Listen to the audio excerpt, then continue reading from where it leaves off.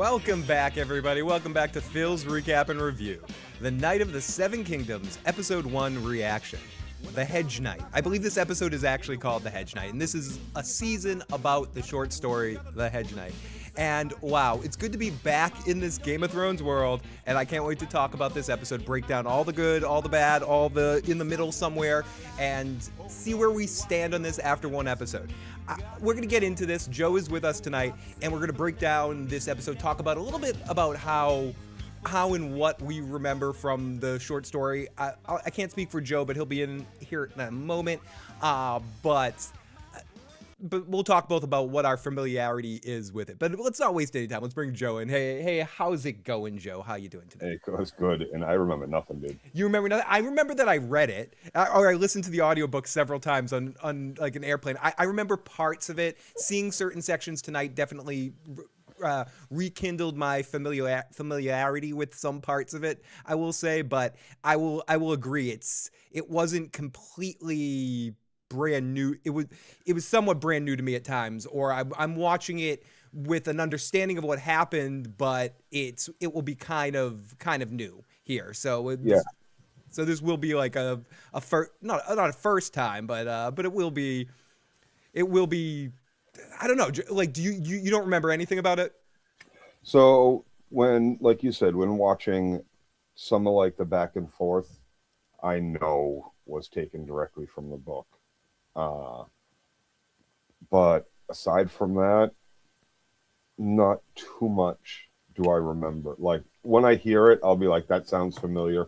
Yes. That's really familiar. Or when I see it. Yeah, but there's nothing I'm going to be able to call. Like, I know a couple of things, right? Like, I remember their backstories a bit. Right. I remember, but like, so like, there's some things I don't want to talk about. Totally. There's some stuff that hasn't come out yet that I'm not going to mention. We're not going to do any spoil. There's some stuff I remember. I think I remember macro shit. None of like the minor shit. It's basically a bunch of vignettes. Not even like it's a whole story of them, but like, you know, think Kung Fu. Think like traveling through fucking Westeros Kung Fu style. Yeah, so the Incredible Hulk Kung Fu. But let's get right. And I can't wait for it. This left me just wanting more. Not more blood, not more gore, not necessarily the tourney, but just like another 5 minutes under the stars with Duncan Egg, another 5 minutes at the tavern with them, I just wanted more. I didn't feel like I wasn't given enough. I'm just, you know, you just want at the end of the episode, you were just like, I want to bathe more in this world, more than most of Game of Thrones. Some parts of Game of Thrones felt this way, but most of Game of Thrones, especially the second half of it, and all of House of the Dragon, which goes, regardless of how you feel about it, goes at a really rapid pace. This 40 minutes or whatever it is really felt like you were melting into this world, being a part of this world. There's some some choices that I wish to mention here that weren't maybe my favorite, and I do like some of this style of humor. I just think some of the humor that they placed in here maybe was a little off-putting for the vibe. I think you're still muted, Joe. The little off from the vibe that they were putting, like they create some great moments and then they ruin it with like someone shitting in the air. But it's cool.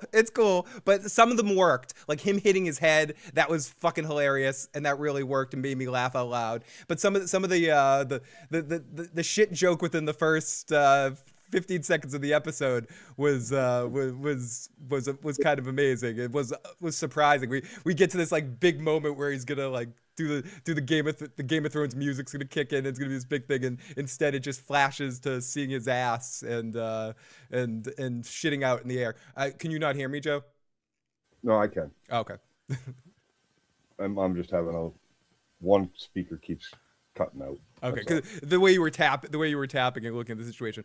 But let's get in the live chat and see what some of our friends think. We have the amazing Pixie in the live chat. We have Haymaker. Dunk never had the makings of a varsity athlete. We got Hale in the live chat. We got Miss Duncan the Tall. I'm here. The amazing Miss Duncan the Tall. We got the great Pete Easy in the live chat. We got Pac-Man. What's up, guys? We got Justin. We got Iron Throne. Sir Joe Dirty Locks is here. Absolutely. He killed 16 16 land knights. He was an interior decorator. Sup, Phil? We got Sir Arlen Pennywise was a dick to Dunk, and I like that we got those flashbacks. That was really fun. That's definitely new. Daryl says Joe is back. The greatest knight in the Seven Kingdoms was made by delusional abuse. The shit joke was perfect after the Game of Thrones movie. I know. Some people are going to love that joke. I'm not saying I didn't love it. I'm just saying it surprised me, and I thought it set up the scene of how they set up these sort of a few emotional moments, and then they almost deconstruct it on the show a little bit, which I kind of liked. Like they set it up, even the moments with Dunk and Egg, they're sort of yada-yadaing the, not the relationship, but yeah, we're going through the little kid and the big guy tropes, beat for beat. I'm going to hit you. I'm going to blah, blah, blah, blah, blah. Let's get to the point. And then let's get to an actual moment of them laying down and talking and feeling and having a character moment. They went through the odd couple, sparring session, Joe, and then they just got right into sort of some feelings and emotion stuff. So there is some tropey stuff here, but I don't mind it because I think it fits the story really well. You're muted again. You got the big dumb oaf, and you got the smart little wafy kid. Like it's an age-old odd couple. It's hopefully gonna work. It's from what I saw tonight, I really like their relationship. I thought they had some good chemistry. Acting all around was really good. I liked this shit jokes, right? Like funny enough, but like how much of it do you need to see? and this goes from us that have like the worst sense of humor in the world, and make shit and fart jokes all the time. So it's not that I hated them. It's the placement of them and when they fit with the vibe. I also liked it because like you see him take a bath later at the smelly fuck, right? But like exactly, you have this guy who's deciding he's going to become a knight after his knight dies, and right after burying the guy the next day, he's got like some semi-solid explosive poo. Yep. That he's taking care of, and then the very next thing you see is him mounting a fucking horse. Like, how well is your ass wiped? You're riding for quite a while to get to the tavern, or to till nightfall to get to that tavern. This dude's gonna have some itchy ass. He's not gonna smell good. There's a lot of things going on there that is just great, as far as this is the life that this guy's been leading. Like, not just now, but like this has been this guy's whole life, right? Everything we see coming up at the end of this episode, he's jaw open, fucking wide-eyed, doe-eyed, like, oh my God, I'm in a place I've never been before. I always have to sit out in the muck with the fucking horses, do this, do that. Like, it's great. I think I'm really gonna enjoy this. Like, I think it's gonna give to you what you wanted The Last of Us to be, but it wasn't. I really feel like that's hopefully what I'm gonna get. And I know there's gonna be like a couple episodes that are just like, now we're dealing with this bullshit in the town and a lot of setup for nothing. But this really isn't a linear story, right? They're on the road together in the books for quite a long time. Yeah, there's 3 whole stories. They know where this is going, the 12 stories. We're not going to talk about... but there's a lot of time in between the stories that are in the books. Right, and they can just do whatever the fuck they want with. And there's also, without talking too much about it, because I don't want to spoil later stuff, and I don't know how much we should talk about this, but then there's also everything to do with, we know ultimately what their conclusion is too at the end of their life. So and I don't know how much that's going to come into it. Let's jump into the live chat for a second. Pete Easy says, yeah, dunk the skunk, riding that thing shit back. Yeah, live it itchy ass life, as Jackie C says. Oh yeah. Oh, thank you for the gifted. Thank you to everyone in the live chat. We gifted out 10 gift memberships. We've got some new members in there. We got the Bridgerton, we got Darren, we got Them, we got Lopez, we got Kingdom, we've got Pez, we got Daryl, we got Heather, Big Heck, Hannah, and Caitlin, and Classic EverQuest. And thank you so much to all of you guys for being in the live chat, and glad to give you those memberships. And Sonic, your boy, just jumped on there, who's a member for 40 months, a dime bag of support. Did we see a Seven Kingdoms mosh pit tonight? Oh, we'll get to the dancing scene. We definitely saw my favorite Baratheon since Robert. I'm sorry, it's Tony with Stannis and Renly and Gendry, but friggin' Lionel Baratheon. I really enjoyed Lionel. Dude, he was amazing. He ate up every moment of screen time he had. He reminded me a lot of, not the actor reminded me. I just mean like destroying every moment of screen time. Picard season 3 isn't perfect, but there's the captain on that, Captain Shaw, where he's like ragging on Picard. Like every scene he's in, he just kills it and destroys it. This guy, I have a feeling every scene he's going to be in, he's just going to be like the way he dances out the scene. He reminded me of 1990s Max, a friend of ours that we grew up with that just had this kind of energy, like Max dancing on acid at a party kind of vibes. Like that's what he gave me in this situation. What's that? Yeah, what is that? I know, Joe, you have no clue what the hell I'm talking about. We have the amazing Jen Hack, who says watching Weird Al's Love Child is great. Thank you so much. Weird Al had a lot of fun with my mother back in the 70s. It was fucking amazing.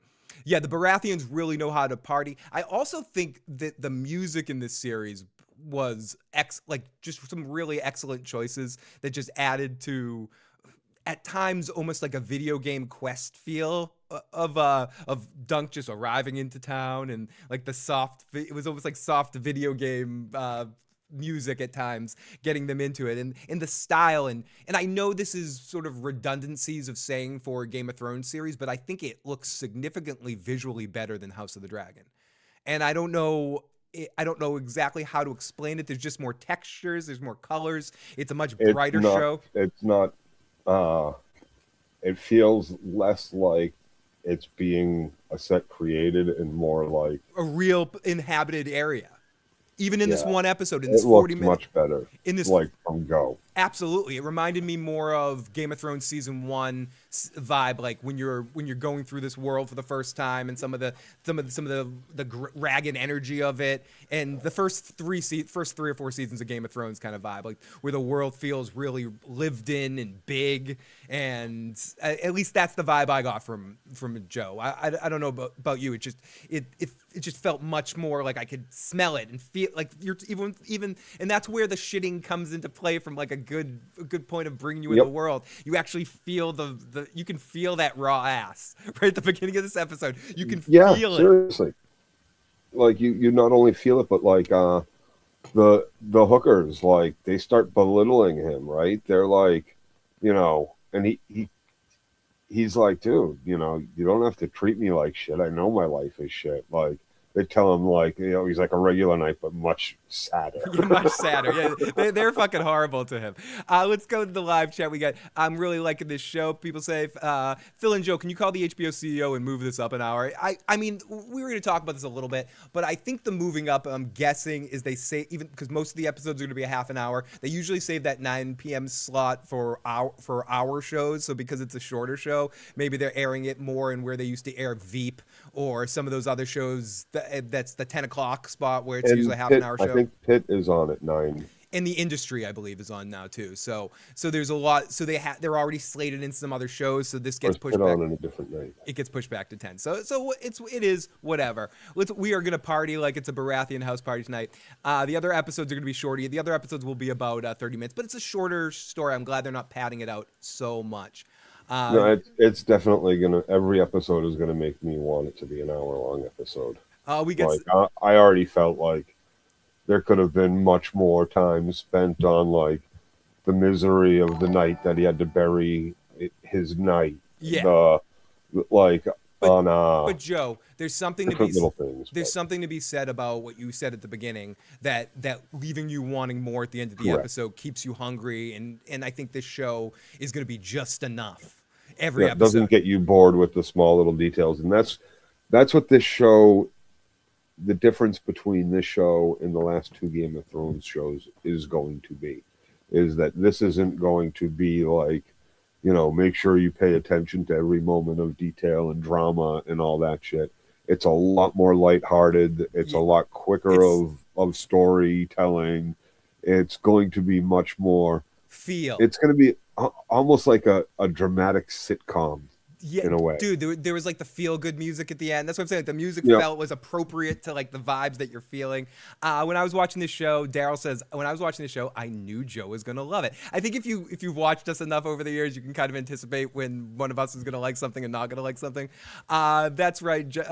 John's the new boss. We got Phil's fan 7181. That's I love your name in the live chat. I'm gonna assume of course that's not about the Phillies and it's about me. No, it's Philly fan.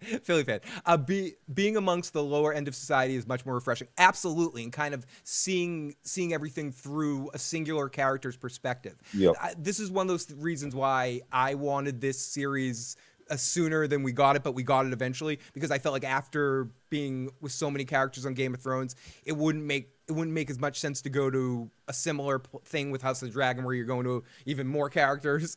More characters and a lot of that rich Targaryen stuff bullshit that you've already shown, right? Like, and the thing is what was good about Game of Thrones as opposed to the Targaryens, which this is also in the style of the Targaryens. Yeah, It's going to show us not one aspect. Not like the Targaryens, like Game of Thrones. It's going to show us like Arya wasn't involved in like the good life after season 1, right? Like it showed a lot of different aspects of society, much more than the Targaryens does. And you're going to see that with this, just like Dunk did.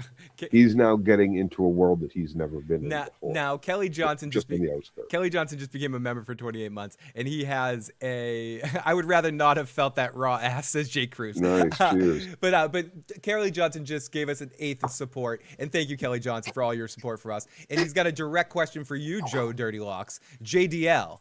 Would you piss on House of the Dragon on the way to watch A Night of the Seven Kingdoms? Yes. He would not hesitate. I am. Everything after season 5 of Game of Thrones is The Targaryens, I really didn't like that House of Dragon shit. Season 1 or season 2 is even worse. Maybe a little better than season 1, but still just bad. And then there's this, which after episode 1 has beat anything I saw on the House of Dragons. Everything I saw on House of Dragons. Episode 1 here was better than every minute of everything on House of Dragons. Everything. We get the amazing Jason Voorhees in the live chat, and Joe, I am with you in the way that I really did like tonight's episode. This is I might not remember it, but I definitely have an affinity for this particular story. I hate what they've done to House of the Dragon. I like season 1, but I don't like season 2, says Daryl. House of the Dragon is a great show for me to poop on, says Haymaker. Yes. And what I will say this about Egg, right? Egg, I'm not sold on him certain angles of the camera, all I could see was Alpha. Alpha from The Walking Dead? Yeah. It took me a second to be like, what Alpha are you talking about? Oh, do you? I don't want to hijack this. We're not going to talk too much of this Walking Dead. Do you hear the exciting news, Joe? Beth is returning to The Walking Dead. She's going to show up on Dead City somehow. I don't know how, but I don't care. But Beth is coming back to The Walking Dead. Is this bringing you back to The Walking Dead franchise? No. Okay. No, not to that. But I gotta finish watching this last episode of the Carol and Daryl. But I don't want to go too far now. Oh, we got the amazing Anna Red Lipstick Club. Great to see Anna in the live chat, and she challenged you. She said better than everything. That's a stretch. I think not everything Targaryen. Yes, because you're not because you're definitely you didn't like. That's what I'm saying. Joe is. I don't get too bogged down on House of the Dragon. Joe's out on the Targaryen. Yeah, Joe's out on House of the Dragon. So that's why he's not on House of the Dragon streams, because it's not like there's no flexibility there. It's like I'm out on this show. So I get it. But it's great to see Red Lipstick Club. I know what you mean though, Joe, in the sense that this had that. Again, what I was saying earlier, that authenticity of Westeros feel in it that existed in the first 4 seasons of Game of Thrones, even in part of 5. 4.5 seasons, 4 or 5 seasons of Game of Thrones, and didn't exist in the last 3, and isn't really there in House of the Dragon because House of the Dragon moves so quickly. House of the Dragons at times feels like and then at times slows down with Daemon and Harrenhal tripping and stuff. But again, I don't want to spend too much time talking about House of the Dragon here. Let's go into this. Kelly Johnson says House of the Dragon should be mugged in an alley by you forgot to call him the Legend of Jin Alley. Carl Tanner, Kelly Johnson, Legend of Jin Alley, motherfucker. And thank you to everyone that's tuning in tonight. Let's, Joe. There's many things we could talk about here. There's many ways we could. Wait a second. Before we go any further, it looks like we have a phone call. Let's see if phone call. Are you connected? Hello. Are you on the air? Yes. I think they were surprised to get through. I'm going to turn it to voicemail right now. So if anyone wants to leave a voicemail, and we'll turn the phone lines on a little bit later until I make sure I understand what's going on with the phones right now. Because it's been a while, Joe.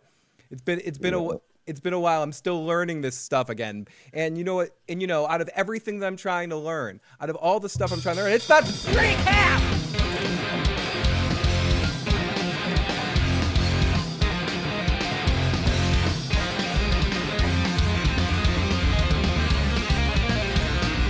You know what, Joe? I'd love to do a recap dance tonight. I would love to go crazy for all of you. But the truth is, I can't beat the Baratheon dance. Whatever I would do, whatever crazy dance I could dance tonight, Joe, it would pale in comparison. I don't know, Phil. I don't know. I saw your wedding dance. I think Steph's feet got stepped on as much. Yeah, there's as, a reason I got Joe. There's a reason I got a divorce, and I think part of it's because of that dance. I don't know. I think you were dancing like every time I've seen you dance like that. Okay, let's get into this. I'm not much better anymore. Yeah. You used to have the moves, Joe. You used to be Baratheon on that dance floor. You're going crazy. Oh my goodness. Oh, Red Lipstick Club. I miss it too. It will take me a few episodes. Joe, I thought you were about to get up and start dancing around there for a second. Oh my god. I got excited. I thought No, just shifting. It takes that much to shift. Oh my god! Yes, I want to go into a full dance off with Lionel Baratheon. I will lose. I mean, I have a better chance in the dance off than fighting him in the joust or anything like that. Lionel loves the recap dance. I'm sure he would be a fan. I'm sure I would get invited to all Lionel's parties for sure. You have to answer the phone in a Larry King voice. Next time I will. I promise. Detroit. The Dirty Locks dance. Phil is the laughing storm. Would that be what would Joe and I's nights be? Sir Joe and Phil, Sir Joe the Dreads, me the pothead. I don't know. I'm not sure. I'm not sure what I would be. I can see Joe stomping at Phil's toes on the dance floor. It's more like the other way around. We got the wonderful Rakes in the live chat. Great to see Rakes and great to see everyone. Joe Dirty Locks could crash House of the Dragon for 10 hours and I would watch it. We might do an alternative stream during the next season of House of the Dragon and I'll force Joe to come to my house and get drunk and watch an episode with me. I don't want to trash that show because you love the game. You love Game of Thrones. Yeah, exactly. So I don't want to come on and trash anybody else's purposefully. Since what? Did you learn something during Pluribus or some shit? What the fuck's this? Are you a kinder, gentler Joe because the simpleness of Dunk got to you? Yeah. The simpleness of us opening up on Dunk digging. And right away, it's good to be. And I said right away, Joe, it's good to be back because it felt like right away, almost from that opening scene. It just kind of grabs you. Dun, dun, dun, dun, dun, dun, dun, dun.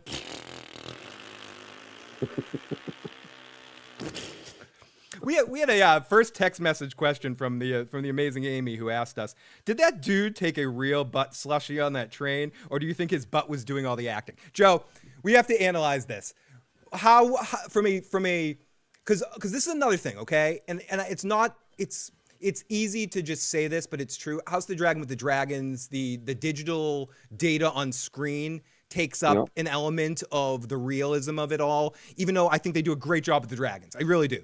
on that show. I think that's Yep. one aspect that can be almost I do. unargued. I agree. They do a really good job with the dragons, but it's still half of the thing of the show is the CG fucking dragons. So in this show, you get back to practical energy. You can tell a lot of the stuff that they're doing on screen is in camera action, is prop action. How do you think they did the shit effect? No, this was a practical. This was not right. CGI. Do you think exactly? I think he had a shit packet. Yeah, this was the same as they do throw up. Oh, we get projectile throw up. They put a hose on the side of the guy's ass. They aim the camera just right, so it looks like it's Joe. Because there's no depth perception there. Almost on perfect timing, we have the one and only one of our amazing member of the channel, obviously, but the Walking David in the live chat. People, Walking David, pub your shit in the live chat. Get people, direct people to your romantic comedy movie and anything else you want. Your trailer for your pilot series that you put on that I watched earlier today. Awesome fucking shit.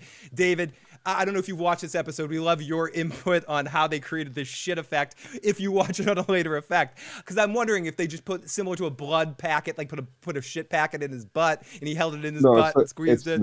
Prosthetic butt. No, throw up tube. In the butt shit. The butt. Oh my goodness, Tony Pajamas! Oh, Tony Pajamas. They get that throw up tube angle just right. You add the tree in front of them to add the big depth perception space before the small one, which makes the small one even tinier, so you can't tell that it's coming off the side of his ass. Wow. Speaking of an appropriate name in our live chat, Tony Joe. So sorry, I'm like a grandmother. I'm going to call you. Analyze this scene over and over again. Yeah, we've thought about this scene a lot, and so has Hemorrhoids Hurts in the live chat, because I think that name goes right with this scene, because I'm feeling that with Dunk. There's no way Dunk gave it more review than NFL referees, that's for sure. Yeah, that's fucking poor Buffalo fans. Hemorrhoids Hurts. Hey guys, great to see you. We're dating this podcast, but anytime you watch this 30 years from now, people will know exactly what we say with Buffalo getting screwed. Hey guys, great. I think David should call in to plug his shit. If David wants to call it, he's more than welcome to call it. I don't like the new show, but I wanted to support the two of you having fun. Thanks, Hemorrhoids Hurts. We're speaking of someone agreeing with you, Joe. Tracy says, Pluribus of such trash. Is this show worth watching? For whatever it's worth, Joe also thought it was trash. And complete and utter. David says, I agree with Joe. They did the old tube up the ass trick, or old tube trick right there. So I think some of that stuff is just proves how, in some cases, practical stuff works better. It makes you. I really felt like I was there for that shit. It viscerally brought me in the moment of duty, and so I do think it was appropriate. Okay, so he's burying someone. He's burying his the knight he was serving, Sir Arlen of Pennytree. He gives a speech about how he's never got beat, and then we flashed him getting beat. Some quick cuts. I love the quick cuts. I think that was a great editing choice from a modern television standpoint to kind of put in there. It makes it feel very fresh and very fun in just the editing style, Joe, and it keeps the energy up of a show that at times can move at a good steady pace. And it's also to show you they did some things here to show you why it's an HBO show also, and that it is still a Game of Thrones show, right? It may have a little kid and an older guy, but they're not going to shy away from the life of Westeros, that being the case. So they're still going to show it as an adult HBO show that has all these details of this kind of, dirty existence in Westeros in this time period. So that, I think, was also the reasoning for doing this, was to show that it's still going to get like an audience for adults. It's not a kids show, so to speak. It's on 11 o'clock, 10 o'clock at night on a Sunday. Absolutely. And Hemorrhoids Hurts, Joe and I will try to do something on that as a one-off, even for an hour, because I don't want to talk about that too much here, because I don't want to spoil things. But I have a feeling Joe didn't like it, and I kind of liked it. So we will do something on that at some point. Are we talking about Stranger? Yeah. Yes. I haven't finished So installment. maybe I'll have you over to watch the final episode together. Okay, so wonder if it was a meta response on how the director found about Game of Thrones to play the poop music. What did you and Joe in the chat think of this? Oh, we'll talk about that. Feel free to let people know. Let him know in the live chat. Just keep spoilers out of there. Lefty writes, Lefty, great to see you. It's been so long. I was wondering if we'd see some old friends from our Game of Thrones days and from different shows we've done. It's good to be back in talking to you motherfuckers. And yes, with all this talk, you feel bad for Dunk because Joe Dunk at this point he is his only friend, his shit buddy is his horse. Right. And he it's not just and he really needs Don't have to worry, get your shit buddy. The only person in his life, the lonely fucking hedge knight, is dead. You know, sad. It's sad. He needs a shit buddy. Okay, so he says a goodbye to him. It's a bit comical. He leaves your sword, and I think they do a good job kind of mixing the comedy with the serious. Like you feel the weight of it, but they still make you laugh here. The next day, Dunk is under the tree and he's talking shit to his horses. He's like, maybe I'll go to Lannisport, go to King's Landing, go blah, blah, blah. And then he goes, maybe I'll join the City Watch. I'll do some practicing. And then he starts getting ideas. I'm going to join a tournament at Ashmont. And that's, spoiler alert, that's the whole season. Like I mean, they don't really do much else but go. This tournament is this season is going to be these 6 episodes. We have 5 more episodes, 5 30-minute episodes. This isn't a long thing. The rest of the episodes are going to be slightly shorter. It's a short story. We're already into it, you know, so it's very in a sense, a little bit bite-sized. So the mellow music comes in. We cut to the bird. We cut to him talking shit, and he's looking at a bird, or cut to him taking a shit, and then he's looking at the bird, and then the soft music kicks in as he gets and heads off, and we get our intro. And Joe, I thought this intro was hilarious, and also if you think about it, I don't think the shit joke was just for shits and giggles, pun intended. I think it really wasn't. It was also to just show you the rawness of his life in that moment, and this is to him that's a happy moment. Even though I've learned from watching Survivor enough, in the situation, do the aqua poop, like poop in the water. But I guess he wasn't around the water at that point. He was still up on the side of the mountain after burying dude. Yeah. So he pooped next to a tree. Hopefully there was some limbs low enough he could grab some nice leafage and get himself cleaned up as best he could, rather than blades of grass and fucking fingers. Do you think the first toilet paper was leaves? You think the first not invented, but first, like, wait, I could rub some dirt on it. Do you think it's dirt? Was it grass, or did someone go right for leaves? Do you think the human instinct went right for leaves? I don't know. It depends on what was around when the first person started pooping. I would love to find out that they really got him to poop on camera. Like there was no. They should have put at the end of the screen. There was no digital effects at the beginning. That was like, I wanted to see the after episode where they interviewed the actors after the episode, where those shit like the overall theme of this episode was class warfare, blah, blah, blah, blah. And in that scene, I really, really ate some shitty McDonald's and ate 10 different fast food restaurants, and then ate a can of SpaghettiOs. And that's really my poop right there. Yeah, they went straight from air dry to toilet paper. Yeah, David, exactly. Was there just a moment where someone went straight from air dry to a bidet to were bidets invented before toilet paper? Was the idea of using water to spray? The ultimate first toilet paper is your hand. Yeah, I know it is. Right, like it's getting in there, it's scooping out what needs to be scooped out. No prolonged pushing. You just reach a finger in, fucking scoop. And before people say this isn't relevant, literally, how does this episode start? So before I get a comment, it says, "What the fuck are you guys talking about?" Literally, the episode starts with a fucking shit joke. So we're going there. Joe Dirty Locks is the real deal. Average Joe's POV. It says, I think I might have missed one. Oh yes, Jen Hack. Thank you so much, Jen Hack, who's pubbing my band Two Piece Trip. Thank you, Jen Hack. You are incredible. We need a bunch more. I was talking to my guitar player and showing him some of your. We so appreciate the support you give our group. And great to see Nonfiction in the live chat as well. Hemorrhoids Hurts. Yeah, that would be awesome to do a live watch of that with Joe. Okay, so soft music kicks in as we look at some.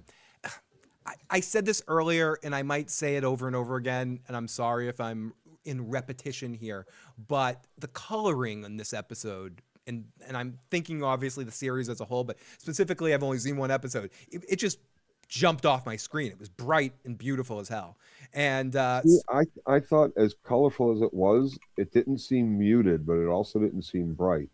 And that was one of the things that kind of got me about Game of Thrones, was everything was looked to, not Game of Thrones, of House of the Dragon. Everything was like this, painted plastic look to it, like you were in a Game of Thrones theme park, not Game of Thrones. Right, exactly. Like you were sitting in Disney instead of sitting in like something that was used and worn. Yeah, you were in Mos Eisley. Had lights itself. Yeah, you're in Mos Eisley at Disney instead of like the real Mos Eisley where there'd be fucking dead aliens on the floor or some shit like that. Right, where the actors are actually trying to keep the fucking sand blowing into set off their fucking faces and shit. Exactly. Slim says, "I'm coming into this completely blind. I know nothing. Jon Snow. I know no information of the book. That is awesome. I'm not. I know some stuff. I know some of the beats and stuff like that, but I'm coming into it somewhat naked. We will not give any spoilers if we can help it." Oh, we got the amazing David calling on in. Welcome to the show, David. How are you doing, my friend? Good, buddy. How are you guys doing? We're doing wonderful. It's good to talk to you. You too. You too. So you watched tonight? I did. I just finished the episode with my wife about 5 minutes ago. So what are your thoughts on this episode, David? Take over the show for a while. What are your thoughts? Everybody have a drink while I get into it, I guess. If people want to find The Walking David, people could find him on YouTube, The Walking David, and they can also find him on TikTok, The Walking David, and look up and David. How could people want to find what's the main thing you want people to check out right now? I'll get out the pub stuff ahead of time so I don't fuck it up at the end. So if people can look up one trailer or one of your films right now to check out some of your work, what should they check out? Well, you guys, your boy was the lead of a $2 million independent romantic comedy, and it's family friendly, and it's on Apple TV and Amazon Prime, and it's called Minding Your Business. It's very funny. So be out on the lookout for that. Yeah, definitely check it out. And David is fucking hilarious in it. That's the culmination of a lot of years of hard work and dedication. Do you know what's hilarious about watching David in that, knowing how much of an asshole he is in real life, and he's playing such a nice guy? So no, I'm kidding. That's acting, baby. That is acting, David. That is acting, David. It's amazing. No, I'm kidding. You're awesome, and it's a very fun movie, and I like those kind of movies. I'm a sucker for a good romantic comedy, and it really is a good one. Yeah, same here. That's my my guilty pleasure is rom-coms. I love almost all the rom-coms. Oh, you're true. Like seriously, you've had a long history of saying that. Yeah, it's cute. It's cute. I cry every time Meg Ryan has an orgasm in Harry Met Sally. Okay, anyways, so we got David here from Tulsa. How's it going, David? Sorry, someone wanted me to do a horrible Larry King. So David, what are your thoughts on this episode? Well, it started off kind of shitty, as we all know. Yeah, literally. But I've got to say, I don't know if I don't want to make a full assessment of the show based off of this episode, because it's kind of, it just sort of drops you into this world and really doesn't take a long time to set things up. What do you need to know? Yep. Right. What do you need to know? You know everything about Westeros. You what?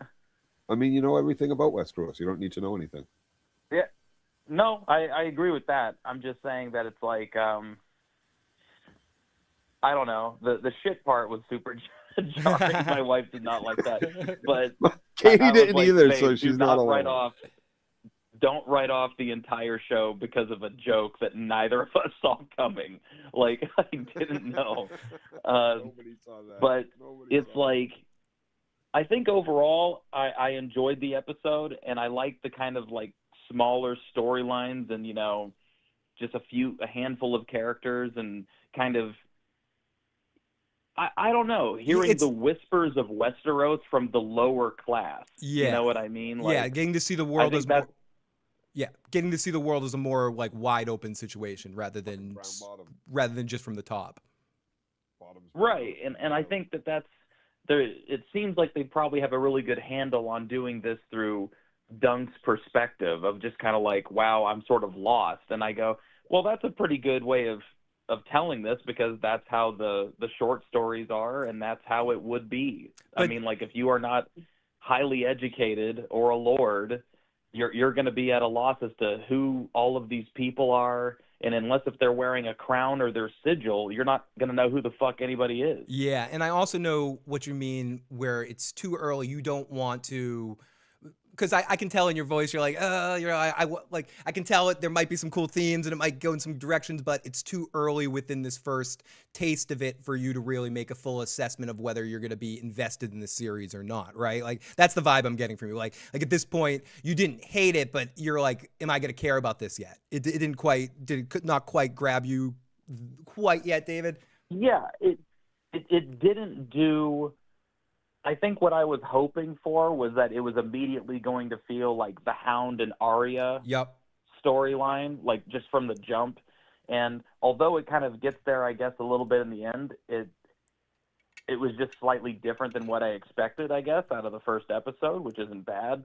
It's not good and it's not bad. Yeah. It's just kind of like, okay. And I'm happy to see more of Game of Thrones where they have a source material to pull from that they're not going to have to like create it like out of thin air. So it's just going to turn to shit immediately. And I will say the one thing that I will point out is I thought that the actor who played Lionel Baratheon was very weird, and I didn't really dig the choices, I guess, that guy made. Like, interesting because I can see what you're saying because he made unique from an acting standpoint, and I obviously have not done as much acting as you have, but he's making some weird choices. He's definitely making some choices. He's making some odd choices. I kind of like the choices he's making, but they're definitely obscure and weird to even what he's saying. Some of his mannerisms don't necessarily match the emotions he's projecting, and he's very big too, and he's some of his he's big, and you're big too. So but I'm also a theater guy. You know what I mean? I'm like you're a theater guy. I'm a theater guy. You know, I'm very much a for me, that felt like a theater guy walked into a room of film dudes. Yes, it did.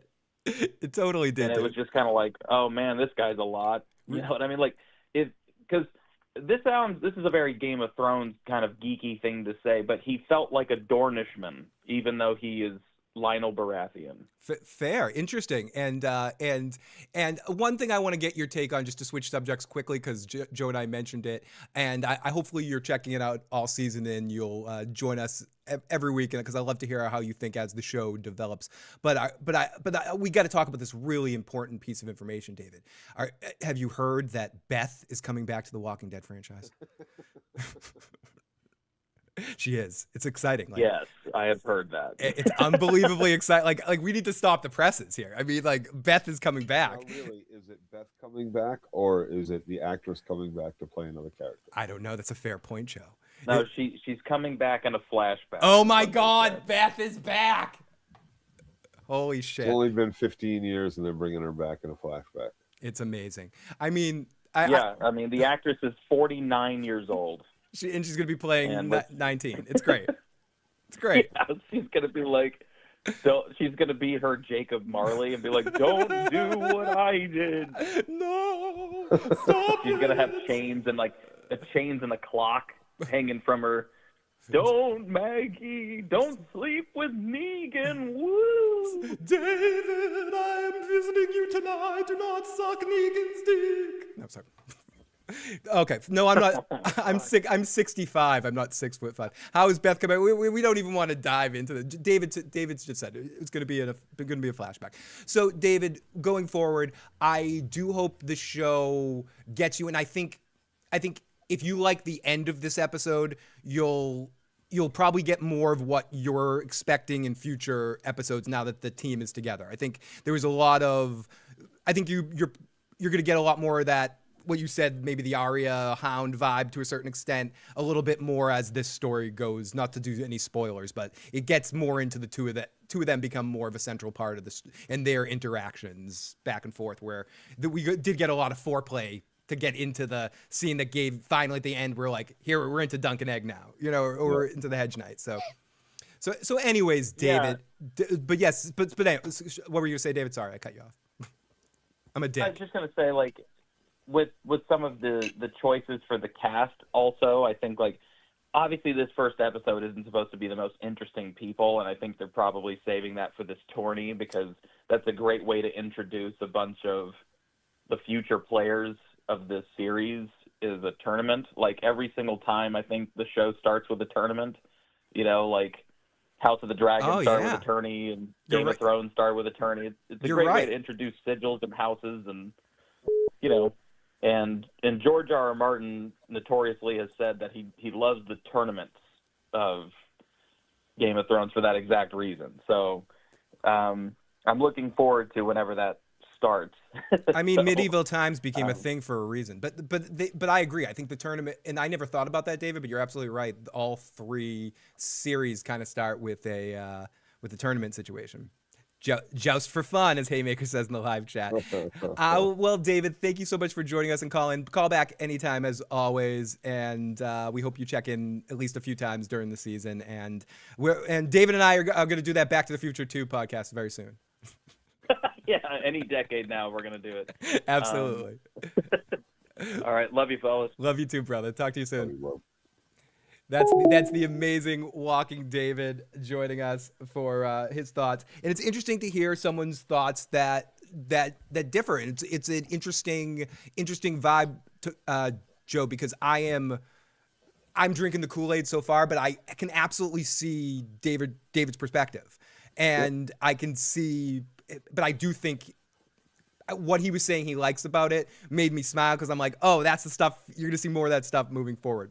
So to continue in this episode, he approaches a stable, a tavern, an inn thing, and a little boy's there, and the kid starts talking shit right away. Right away, they get into the big guy, little dude interaction. What's something else? Arnold Schwarzenegger, twins. No, not twins, like Kindergarten Cop, or Stop and My Mom's Gonna Shoot, or whatever you pick. There's 10 other random ones we could pick. Everyone, pick your favorite big dumb person. Oh, what's the one with Al Bundy and the kid? Oh, the Dutch. Demon child. Dutch, yeah. Is that Dutch? Yeah. The wise ass mean rich kid with the or whatever. Or Dunk Egg's a little poor little. Oh, what's the Brewster's Millions? Yep. There's so many stuff there. Great to see the walk. We love you, Walking David. You're welcome anytime, my friend. Is that the one, not Brewster's Millions? The one where he's the kid's nanny or some shit. Yeah. People are either gonna. It's interesting but slow. There's a distinct lack of depth to Dunk, and a lot of the side characters feel more whole, even if they're in small roles. Says M. Great to see M in the live chat. Great to Gary in the chat. We're seeing a lot of old friends and new friends in the live chat. Dutch was a fun movie. Okay, so dude's passed out, and he comes in and he's going to eat 2 meals, and we set up that Dunk likes to eat a lot, and he's a day's ride away. And he says, and some dude wakes up from passed out of the bar. I hate when this happens, Joe, because shit like this has happened to us too. Remember the Aerosmith concert with the dude with the googly eyes and shit like that, where you just accidentally stare at somebody and then some dude gets up and just runs at you in a fucking scary situation? Yeah, but he was like, check out my wife's tits, honey. Show him your tits. No, because he thought you were looking at them, because he thought you were staring at her tits. So he's like, you want to look at my wife's tits? Just look at them. No, Take them out, well, honey. We were sitting in mud, and like I was like, oh, I love the view, and of course it was his and her ass, and he was like, oh, you love the view, huh? You like that? And I was like, oh shit, I'm about to get kicked in the fucking teeth. You He's like, honey, show him your tits. You I was like, whoa, you fantastic. Yeah, but he was being but he did it in a very threatening way. It wasn't like a friendly like let me. I think I was just on a lot of acid that day. Hey, what are you talking about? You remember that wasn't like the best night? Like, no, I remember, but I didn't know you wanted to admit that on the air. We almost left Nick off on the side of the road. Oh, dude, was the magic tree. That was the day I took off. Sorry for the side note here. That's the day that I stripped. Remember, I stripped off my clothes in the middle of the concert. I turned to Craig and I go, "I'm hot." He goes, "Well, take off your clothes." And I go, "Okay." And I took off my clothes and started taking down my pants. And then Craig's like, "What the fuck are you doing? You're getting naked." I'm like, "Oh, whoops, sorry." He had to drive my car home. We left the lights on the way in somehow, and the car battery was dead. Joe and Phil will be returning for Avengers Doomsday. Dun, dun, dun, dun, dun, dun. Oh, that was quite the. Yeah, that was bad. One of the worst situations. Anyways, so that was like a Damon and Harrenhal situation. Okay, so some dude walks up and he's like, I dreamed of you. Stay the fuck away from me. Get the fuck away. And he runs upstairs. I'm sure nothing else bad is going to come from that. So he leaves. And he was dressed nicely though. The guy Dunk instantly recognized him as a lord, called him my lord. Yeah, he's some rich dude that, and again, I might be playing ignorant to some things I know. Dressed in some blood red. Yeah, if you're curious on who he was or what he could be, look, they made special focus on the coin that he paid with. The coin, right? And he paid with a dragon. A dragon coin. Dragon. So who knows? So what? Let's use our big brains, Brad, and try to figure out what he could be if there's dragons on his money. But like Dunk, we recognize that he's a lord and he's a rich guy, most likely from House Targaryen. But like him, we got no idea who the fuck this guy actually is, right? Like, just some lord. Like he says to Dunk, oh, like, so you know all the knights in the Seven Kingdoms. And Egg's like, yeah, the good ones. The good ones. Side note about that Aerosmith show. One thing that really screwed me up that night is that was at a place called Alice in Chains. No, it was Aerosmith.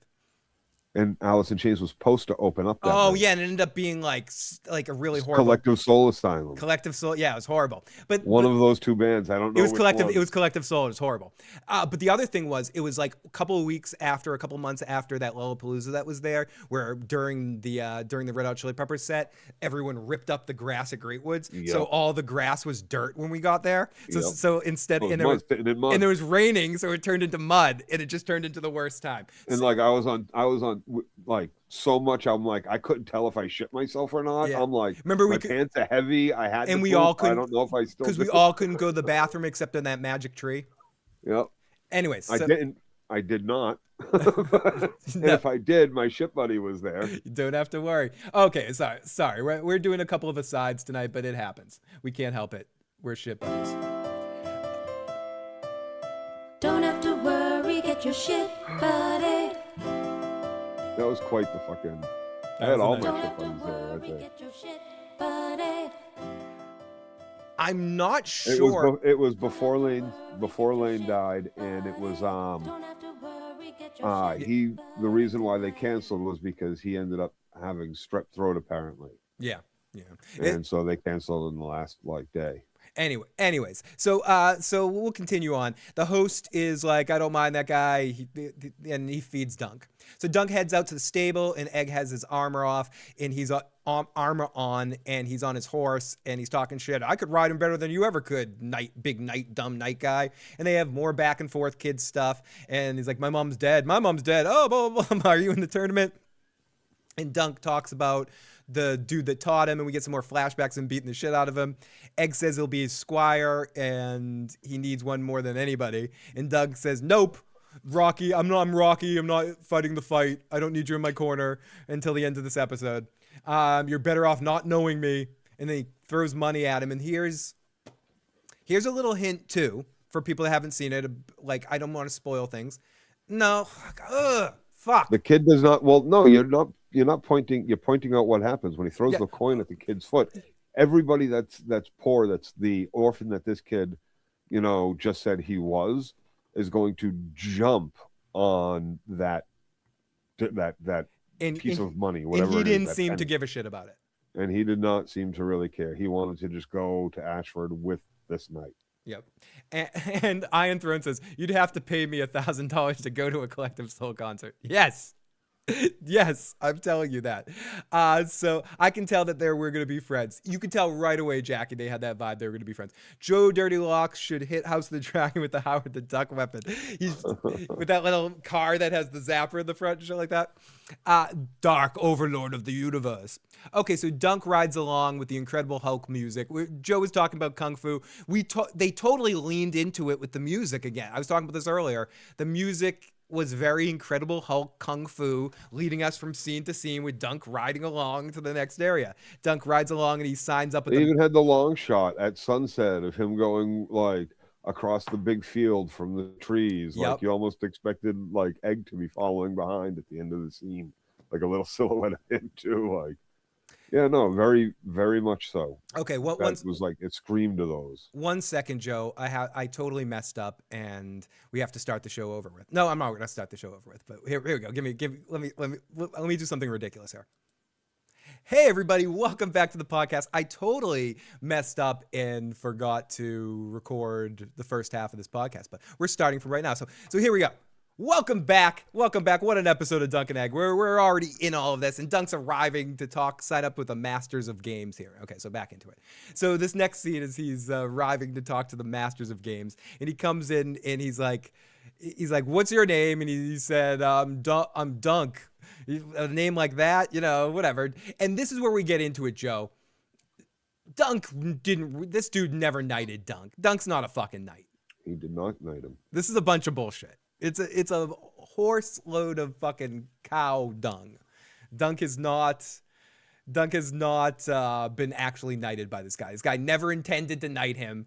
He died, and Dunk decided to pull a Don Draper here and just kind of take his identity essentially, or just say, come on, of course he knighted me because he did train him how to fight like a knight. Like he has the skills of a knight and all that sort of stuff, but he wasn't officially knighted. And this guy knows he's bullshitting and kind of calls him out on the bullshit. And this is an interesting scene, minus the loogie snuffing, but. Well, and like he even says, I can't let every schlub that shows up claiming to be a knight in. Yeah. Because there's a lot of people like you without money to ransom their ship back, which is part of the purse of winning. Is those little ransoms, right? And the burden of then having to go sell the horse or anything like that isn't something the other knight wants. Nope. That would cost even more money. So you end up in debt. And it's not something that they want to deal with, No. What's in it for them if all these poor people with nothing to pay them want to show up and compete? Yeah, especially if you get some cell swords and then you get stuff like Karate Kid 3 with the bad boy coming in to try to fight Daniel LaRusso, and he's not really, right. You get hired guns from Bravos or some shit like that. It takes away the whole sanctity of the tournament. This is for the noble people, and they want to keep it right, special and sanctified in a way. Yep, I guess 100%. So dude hawks another loogie, and he's like, "Is there any witness to this blessed event of you becoming a knight?" He's like, he's like, the "No." birds and the robins in the trees. Yeah, and he also said this whole thing like, because if you're lying, we're gonna like fuck your ass dry with a pokey stick. Or call it the pointy stick. Call it the Ashford chair. Yeah, I love that scene. It was fucking hilarious. Dunk put the sword in his dead hand at Weekend at Bernie's. Yeah, it was like a Weekend at Bernie's knighting. Is there a tree shitting?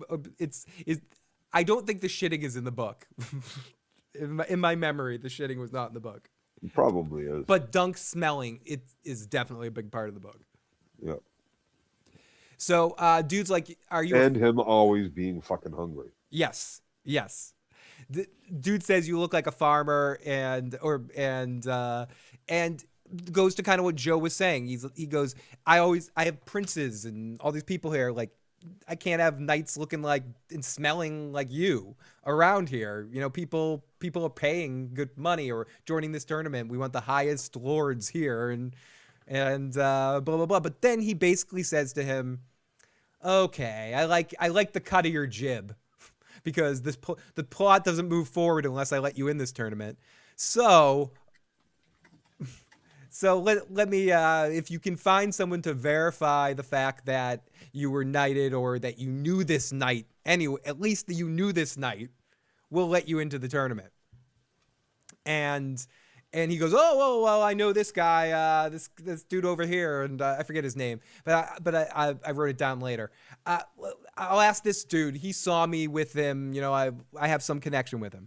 And he goes, "Okay, go find him, and if you get his verification, you can join the tournament." So he heads out, and then at the end, he hits his head as he's leaving there, which I thought was a couple of times. which I thought was funny. And then we get into that whole thing you were talking about with the money, we're done. This is the first moment of super confidence we see from Dunk, where they say, "You're gonna owe the money," and he's like, that won't be a problem.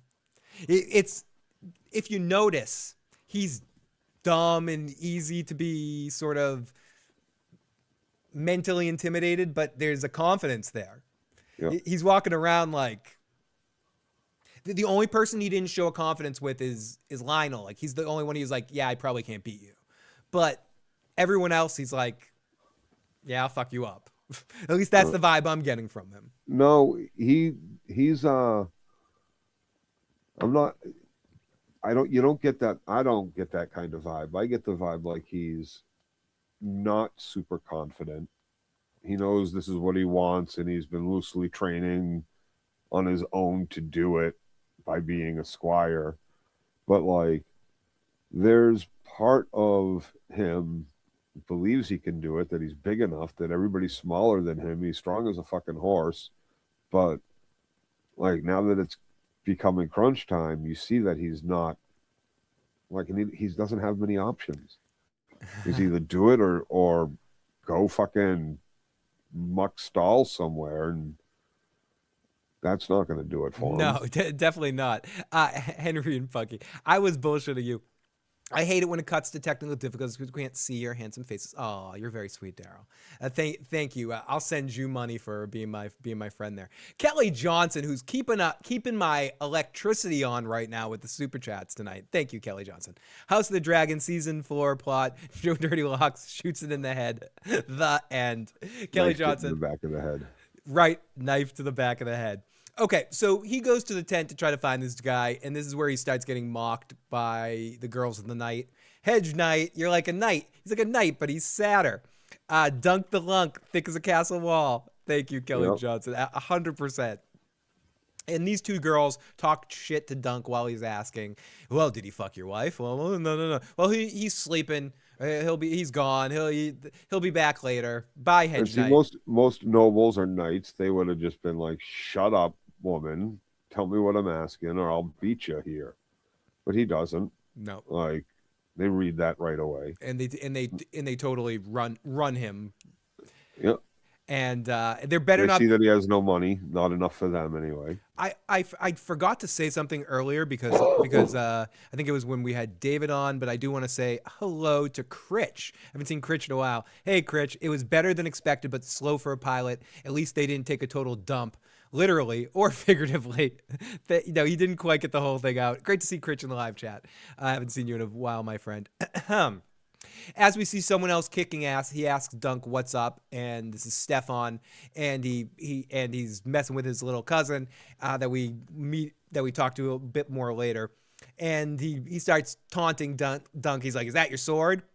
And Dunk, who's completely bullshitting, and this is a poker kind of move where he doesn't have a hand right here, and he's like, "Yes, this is my sword, mine by rights. It's mine. It's totally mine. I didn't steal this. Nope."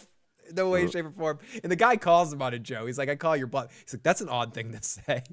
That was a great line. I believe that's a line from the book. He's like, "That's an odd thing to say."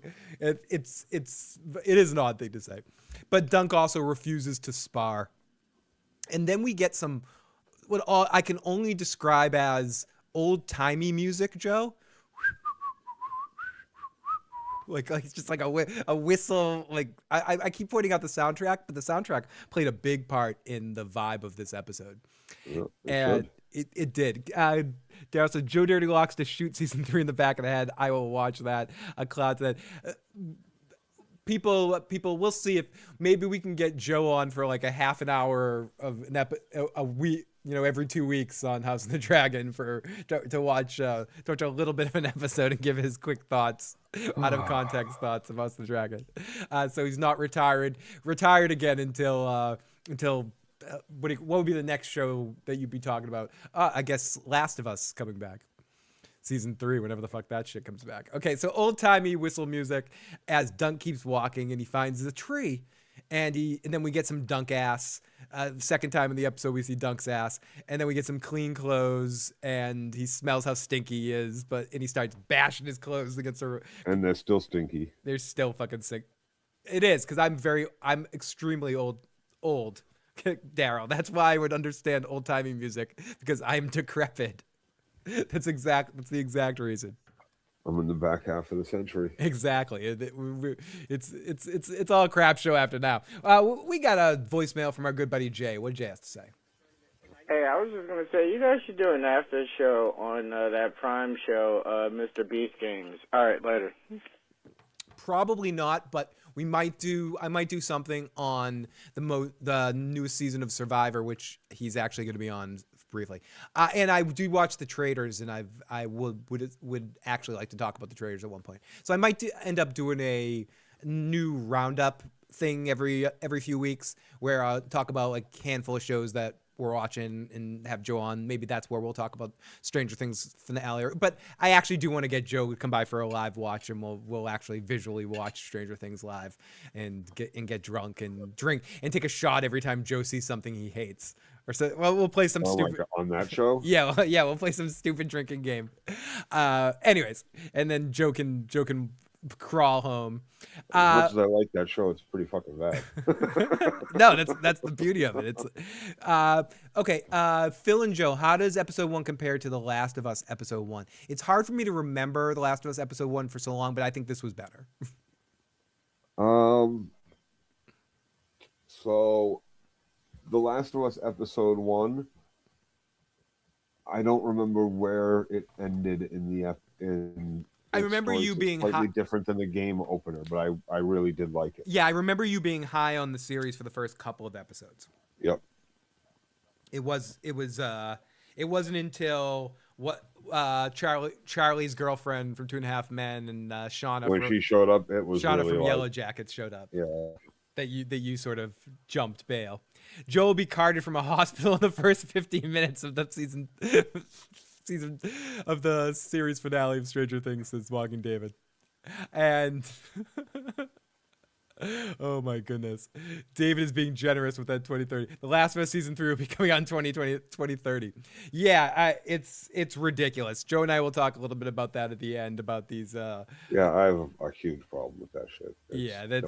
It's Joe. It throws me right off the show. It kills what we do here too, being like small nothing channel that we are here, to like build up repetition on a show and talk about it every year, because we know that some of you guys that only check us out for certain shows at certain times, and if the show comes out every year, there's some crossover, you don't leave as long. But if there isn't, you leave for 2 years, and then maybe not everyone comes back because they forget or they move on. It's just harder to build the community if it's not a show every year. Like, used to be that we had The Walking Dead and Game of Thrones both twice a year, every year, back to back. So there was like, we were never really off. And now there's like big, long gaps, because there's big, long gaps between the shows. We're still covering a bunch of shows that are on right now, but we're waiting 2 years at minimum in between shows. But anyways, blah, blah, blah. So I guess we don't have to talk about it later. I just talked about it now.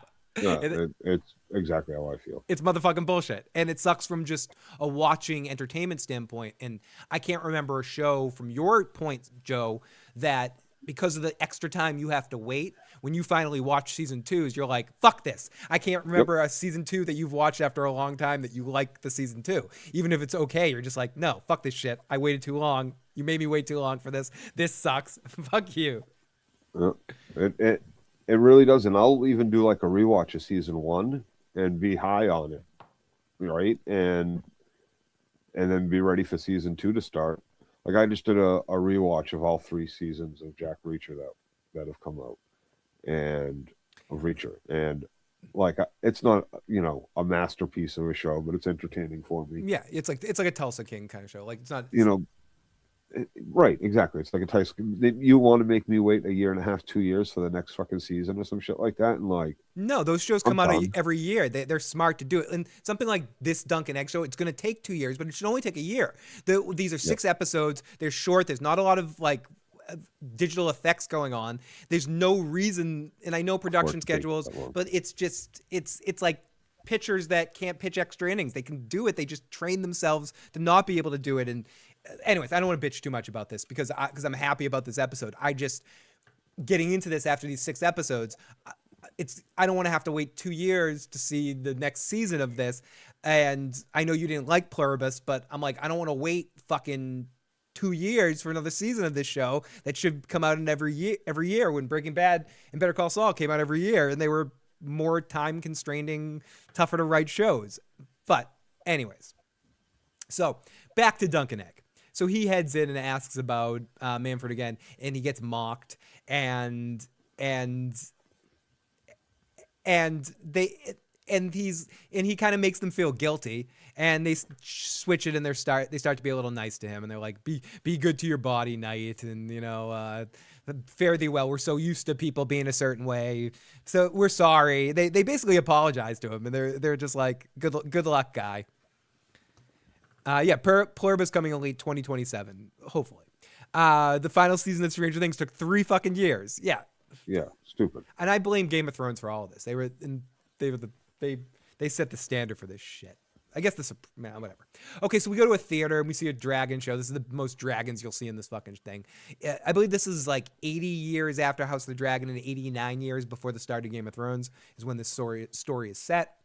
A theater show, we get a dragon and there's a girl on the stage giving a monologue, and Dunk and her make a little eye contact and play a little what do we want to call this? Eye tennis, a little Dunk gets. He also doesn't get to see this shit as a squire. Like he doesn't get to go into these tents. He's a little overwhelmed. The theaters at the tournaments.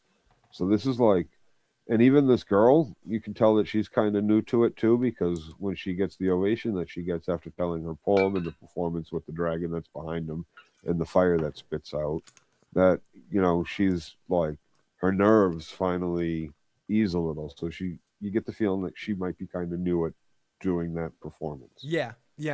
And David, I gotta say, I hope I see you on that show one day. When watching it, every time I watch that show, I think, we're in Tulsa. Like David should be on this show. Like David should be like working in the weed shop or something like that. Like he should be one of the dude from the dude. Maybe even one of the extras on the ranch, fucking with. With what's his name? With Anyways, I don't want to talk too much about Tulsa King, but it would be amazing to see. Cody's friend. But let's start a campaign. Everyone write Sylvester Stallone and go. He'll understand what you're talking about. He will. But yes, let's get David. David should absolutely be on Tulsa King. And nonfiction says we saw a dragon at the inn. So we see the theater show. We see the dragon. We did see a dragon. We did see a dragon at the inn, and we might see some more dragons later. Good point. Good point. Nonfiction. So the girl gives a monologue. He walks away blushing. Then his little buddy comes in, or no, the other squire, the squire for the cousin guy. I forget his name. And he goes, they make friends, and he asks him if he wants some food, and they go in, and this is when we see our first shot of, as David described him, an excellent way of describing a Baratheon that has Dornish vibes to him. So we come into Lionel Baratheon, and he's having a big fun time, and Dunk is getting some serious foods. People are dancing for gold. He gives a monologue and about the beginning of jousts. And I want to give a toast to the beginning of jousts. It happened a long time ago. Wait, what was I talking about?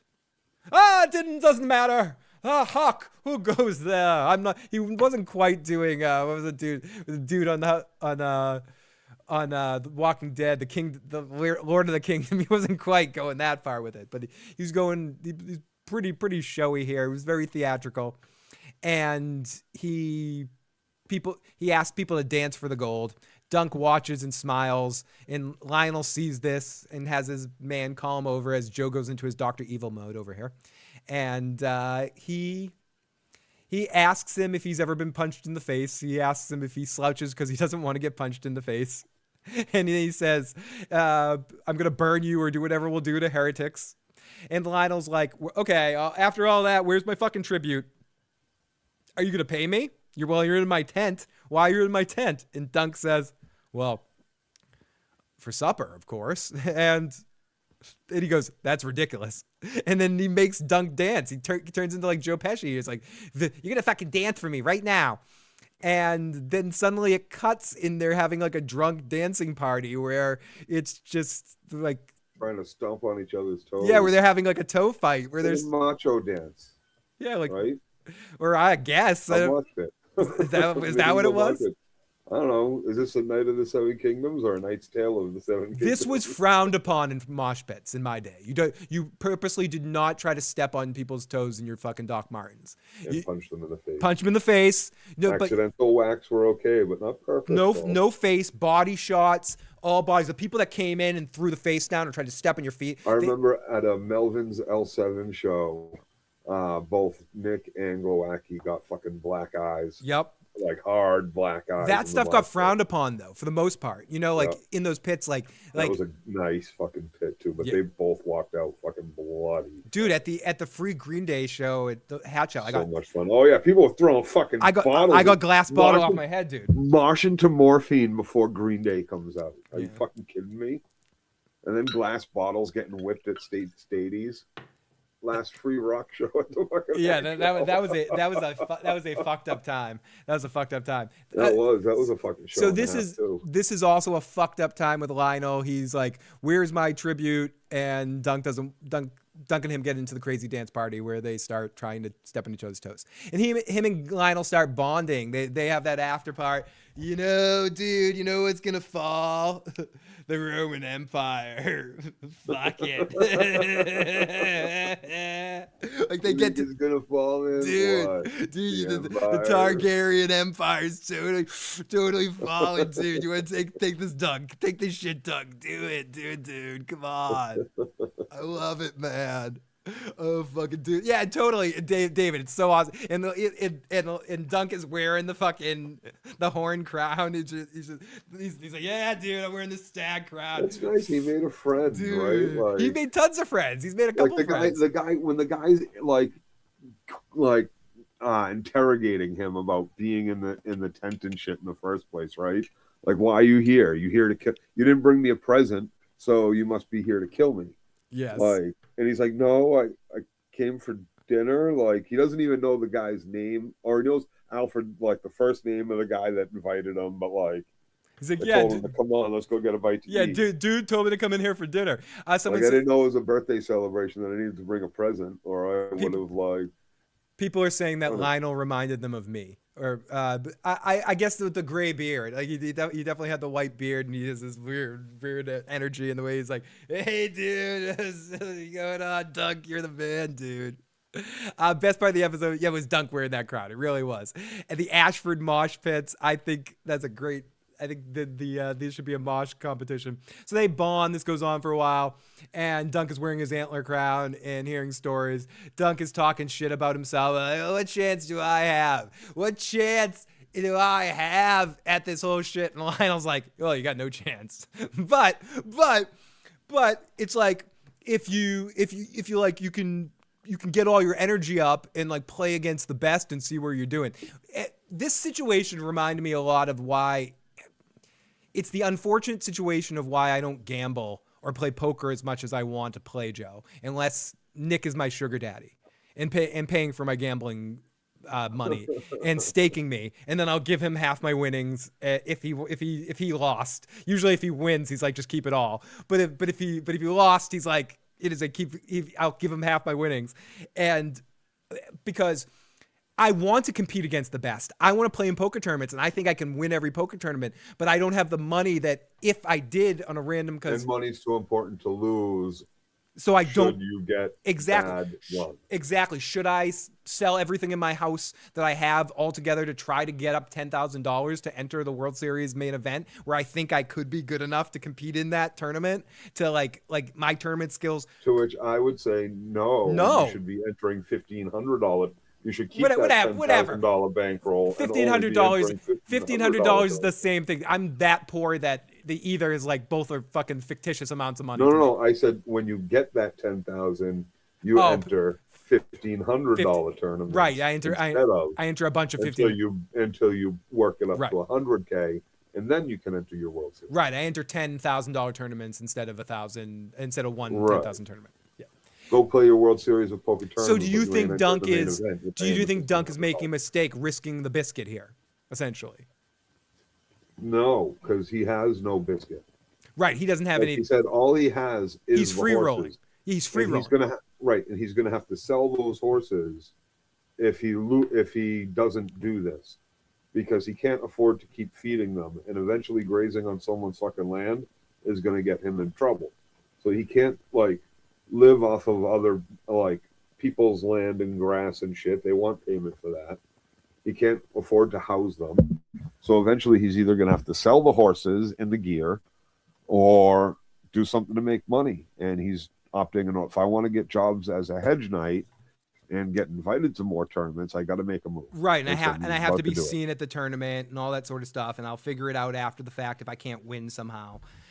So Because even if he doesn't win the tournament, right? If he wins enough of the smaller events and wins enough on the way to the end of the tournament, right? He doesn't have to win the fucking Super Bowl, but getting into the playoffs, getting to the AFC Championship game is way more than expected to begin with, right? Yep. Like, so either way, anything at this point would be gravy for him. If he can just get a couple of wins under his belt, then he's starting to collect a purse. yeah, Not no, even wins, but like, move up the bracket a little. yeah, just be tournament. get his name known, and then he does Right. this bullshit Knights story can actually. Right, and you don't know how this tournament is. They could be having like a joust tournament. They could be having a No, I'm sure field it's- battle tournament. I They think could be it is. I think having it's split into. one-on-ones, And I think most of them are. They're split in a couple of a situations. big melee.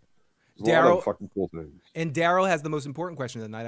I wonder who else we'll see take a shit tonight. That is Through this episode, that through the is series, through the series. Well, hopefully we'll see. I doubt we'll see Egg taking a shit, but maybe somebody else. and I doubt we'll see the poet. No, maybe taking one. maybe the Baratheon, maybe Lionel Baratheon we might see.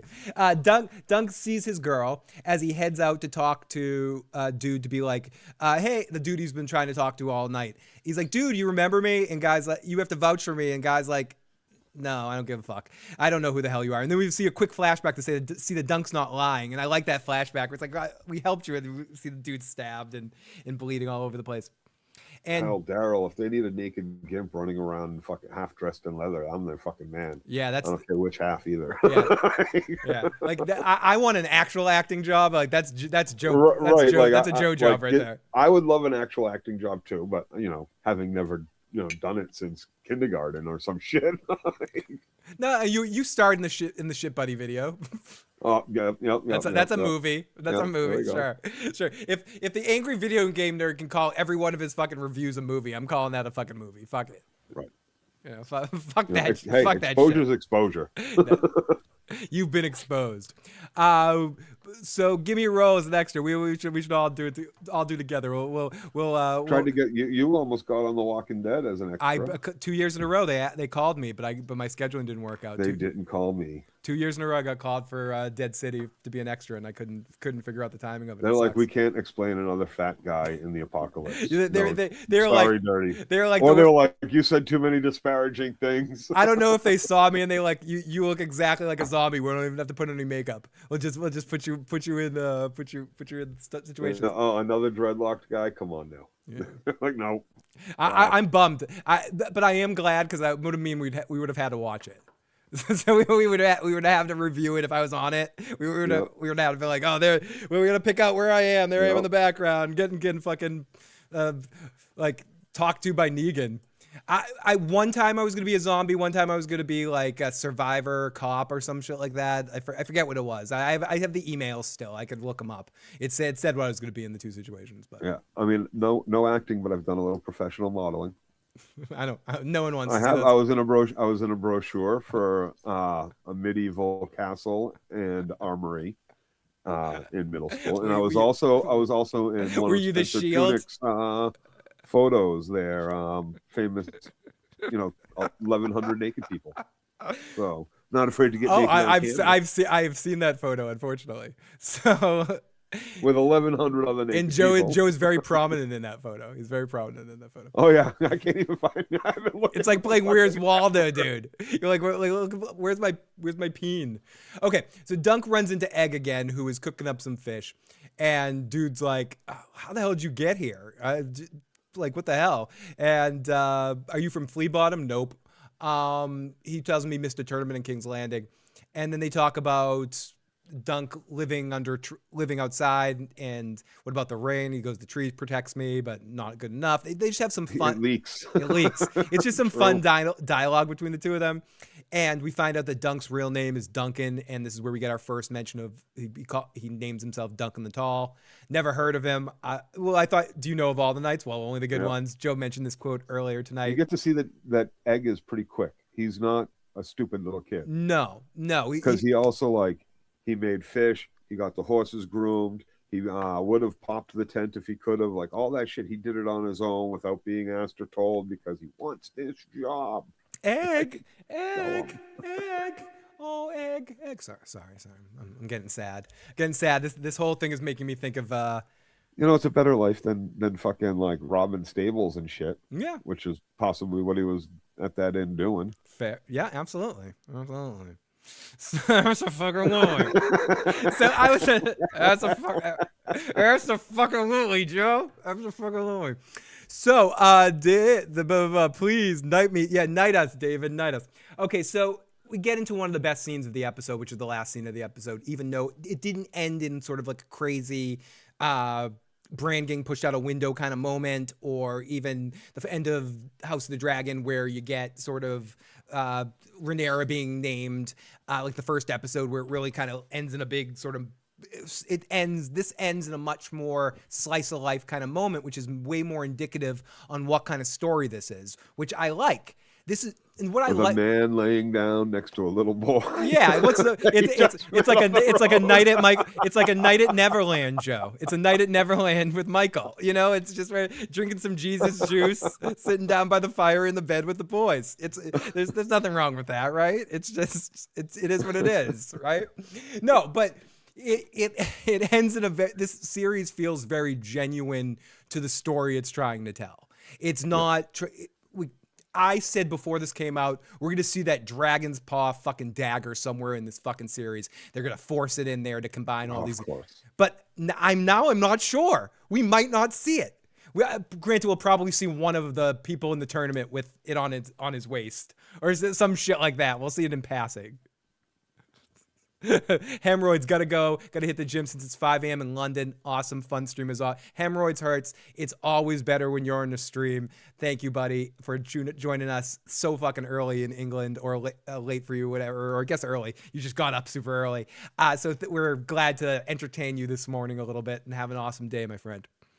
But you guys are amazing. But yeah, Egg pops into here. And we get some cute sort of adult kid going back and forth as he talks about, that's our lucky star and blah blah blah. And Dunk's like, go to bed or I'll beat you up, or blah blah blah, I'll kill you, you little brat. And then Dunk goes, well, George, does that luck mean? It turns into just ours. It's just our luck. Jiminy Cricket is that true? It turned into a Jiminy Cricket Pinocchio moment for a second, Joe, where my cold dead heart turned warmed. into a Lenny George moment. Will you tell me about the rabbits again, Joe? Joe, tell me about those rabbits. Tell me what it's going to be like on the farm. Is it going to be beautiful on the farm? Are we going to have rabbits at the farm, Joe? I love it. It's gonna be I good. like to hug them and pet them and And squeeze call, them. and call him Call George. them George. My name is the best. I was so upset that when they brought back the Tiny Toons, they didn't bring back Elmira. But that's beside the point. Oh, Elmira, thud, tough. Sorry. She's the best. Okay, dragons are not going to be in the show, Sonic your boy, unless you want to.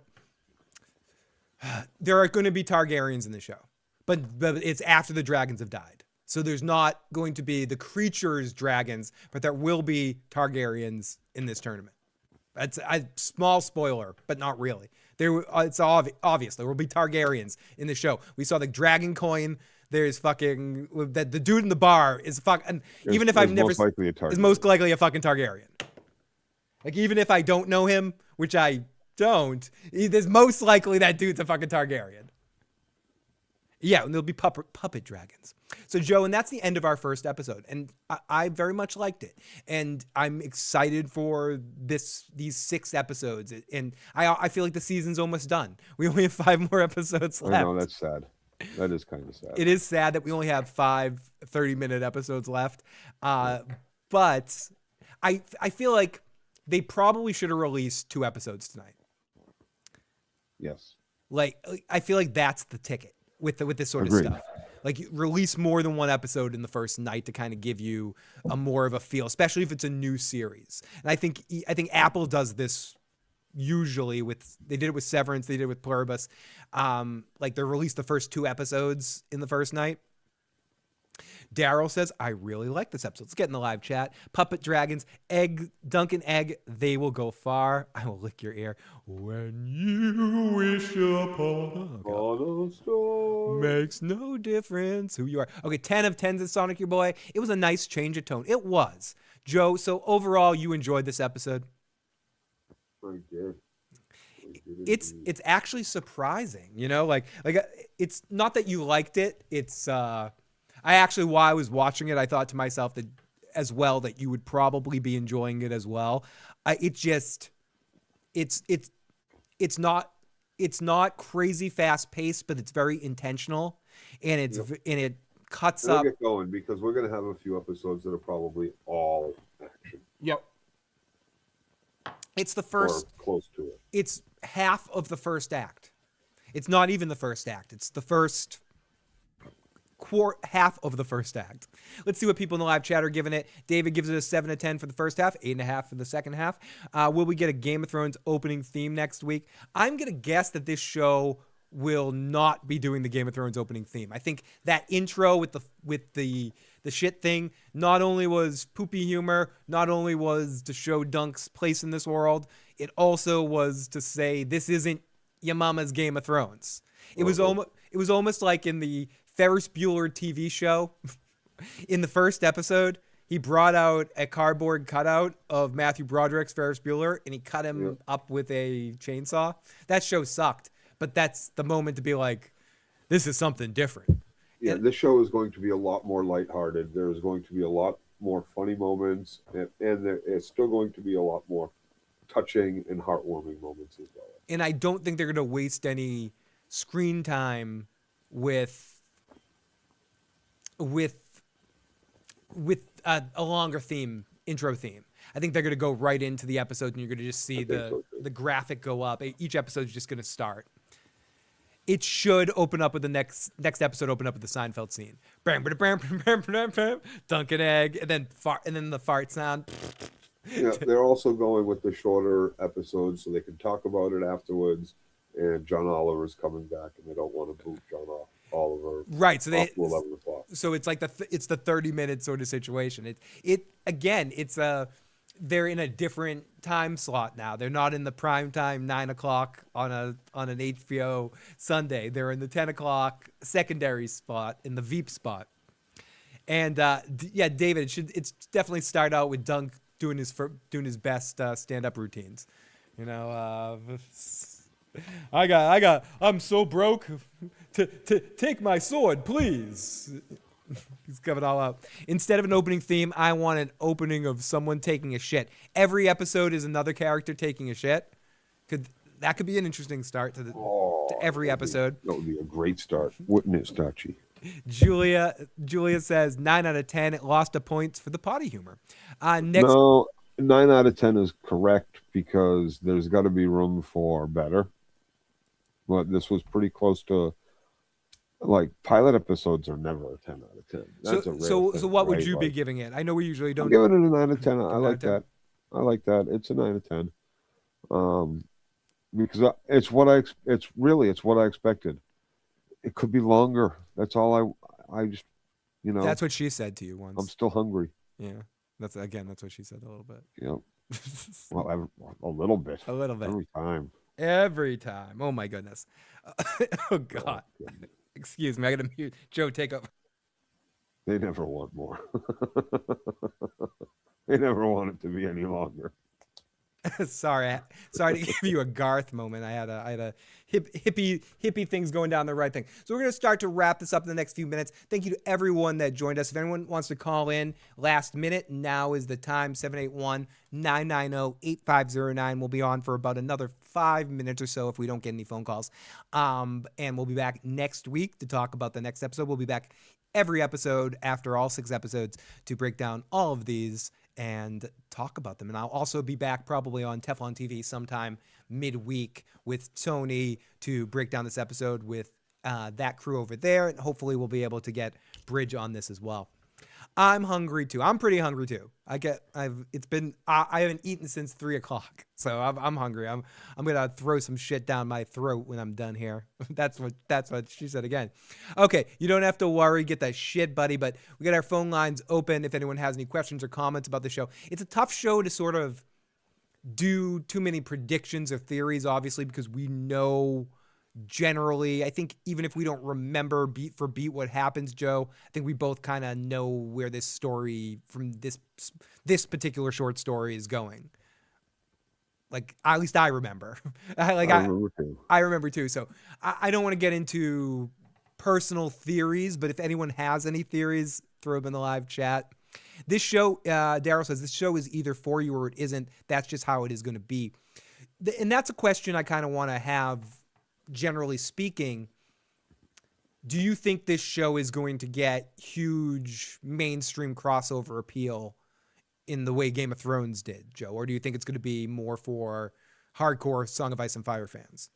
I think it's going to be a show that anybody that's our age, that not necessarily the production value, but what they were doing, what they were trying to do with Xena and Hercules, you're going to love this because it's that, but, good, much better. So, and I think that if you are a true diehard Game of Thrones fan, I think you'll like this because it'll show you a different side or a different, different side of what you've seen so far in this kingdom, in this world, right? Yeah. It's more depth for you. So those two groups are going to love it. And if it's you were only in Game of Thrones for the, succession of it all, then this is probably not for you. Yeah, this is probably not your type of series. I mean, I think the simplicity of it is interesting and unique, and it's going to find its core audience, but I don't think it's going to get the crossover appeal. But what I like about it is, as much as there is some analogous things that you can take from Game of Thrones and say, oh, Duncan the Tall could be Brienne like, or this character like, or that character like, and there's rumors that related somewhere to Brienne, but it's House of the Dragon, whether you like it or don't like it, and I like it more than you do, but I don't think it's perfect. A lot of the problems with it are each character is in some ways not a unique character. They're a hollow amalgamation of another Game of Thrones character that's better. Well, nobody wants to be just like somebody else, right? We all want to be an individual, but honestly, it's it's a bunch of Like, there's a lot of people in this fucking world, and we have doppelgangers, and we have personality doppelgangers, and we have combinations of both. Yes, but I'm talking about just from a television character standpoint. House of the Dragon, in a way, sometimes has Temu versions of Game of Thrones characters. You got like Otto, who's like Temu fucking Tywin, or you got the Temu Varys with the foot smelling guy, or this guy, or this guy. This is like this. Like there's many different sort of people I agree. you can compare to another Game of Thrones. Yep. Dunkin' Egg is unique in the way that it's its own thing. So I really enjoy the Unique, like not Hound unique, and Arya unique. but that's what I'm saying. That's comparative, but it's not really like the Hound and Arya. Like, he's nothing like the Hound. She's nothing like No. He's not. They're different personality types, right? Like, But it's a big guy and a little person. Like no, but like it's not. also It's not. They don't have clashing personality. Like the Hound and Arya are almost similar personalities. Like I don't think that's a fair enough comparison. I think that's just using superficial elements to compare them. My point is Dunkin' Egg is more comparative to Arnold Schwarzenegger and the kid from fucking Cop and a Half or whatever. You know, like it's more that than anything Game of Thrones was. okay. You know, like Is it more like the kids going up north with Hodor? no, because he's carrying the fucking kid that got pushed out the fucking tragedy window. This is not like a tragedy window situation. This is more like I don't know. What is the kid got leukemia or something? No, the kid shaves his head. We'll have to see why the kid shaves his head. But you make it. You're threatening me to spoil the show. But no, this is like the kid is like joining the coach that's coaching the minor league baseball team that's are getting to play in the majors because there's a strike and they're in the big game and they have to win the big game. It's like the Replacements. It's like he's the coach of the Replacements. Like it's more like that than it's like anything Game of Thrones did. Yeah, it's like Rick and Morty in Westeros. It's a little bit more like Only that. Like or is it like Pinky and the Brain? Yes, but Pinky like and the Brain. Westeros Pinky and the Brain. No. instead of like Labs, or is it like Albert and Costello? Who's Abbott and Costello? You mean Abbott and Costello? What? You said Albert, I believe you said Albert. Abbott. But I believe you said Albert. Like I might have said Albert. Albert Costello. Who's that? Is he the mafia guy? I figure that kid is like Charlie Brown and just can't grow his Fat hair. Albert and Elvis Costello, right? They're Don Quixote and Sancho Panza. See, they're everything. Yes, exactly. They're everything like that, but they're not like the Hound and Arya. I don't think they're like the Hound and Arya, except for the fact that they both go on adventures together, and you get the big guy and the little girl. But like, Egg is more. Egg doesn't have a list of people he wants to kill. Like I'm not spoiled to say he's not as morbid and like murderous. It's like it's actually if you want to call it out, it's the exact opposite. Yes. Right. It's both of them are on missions of vengeance and like revenge and this is more of like a happy weird shit. Like this is much more of like a journey of finding oneself, yes, both like as a young man and as a young boy, right? The only vengeance of this is about like vengeance to find the next super salad bar and eat all the food. Like, oh my god, I would love a fucking find a super bar, dude, a super salad. There's none left in America. If there was like one Wendy's super salad bar left, I'd go there. Super bar, not super salad bar, just super bar. Julia says in House of the Dragon's defense, they have comparatively weak source material. It's a history book with virtually no characterization or dialogue. And I would add that it also has a showrunner that's actively working against George R.R. Martin, and it also has the story that it's based on is multiple characters telling that story, saying that we're not even really sure what happened. This is what I think, and this is what I think. This is what was told to me, but doesn't really. Yeah, and it's like multiple narrators too. So the source material, I agree. I've heard different Meisters over the year, different Meisters from different houses and their takes on situations. Yeah, I've heard Preston talk about that. Like, I don't really like that source material either. Like, it's not the best stuff.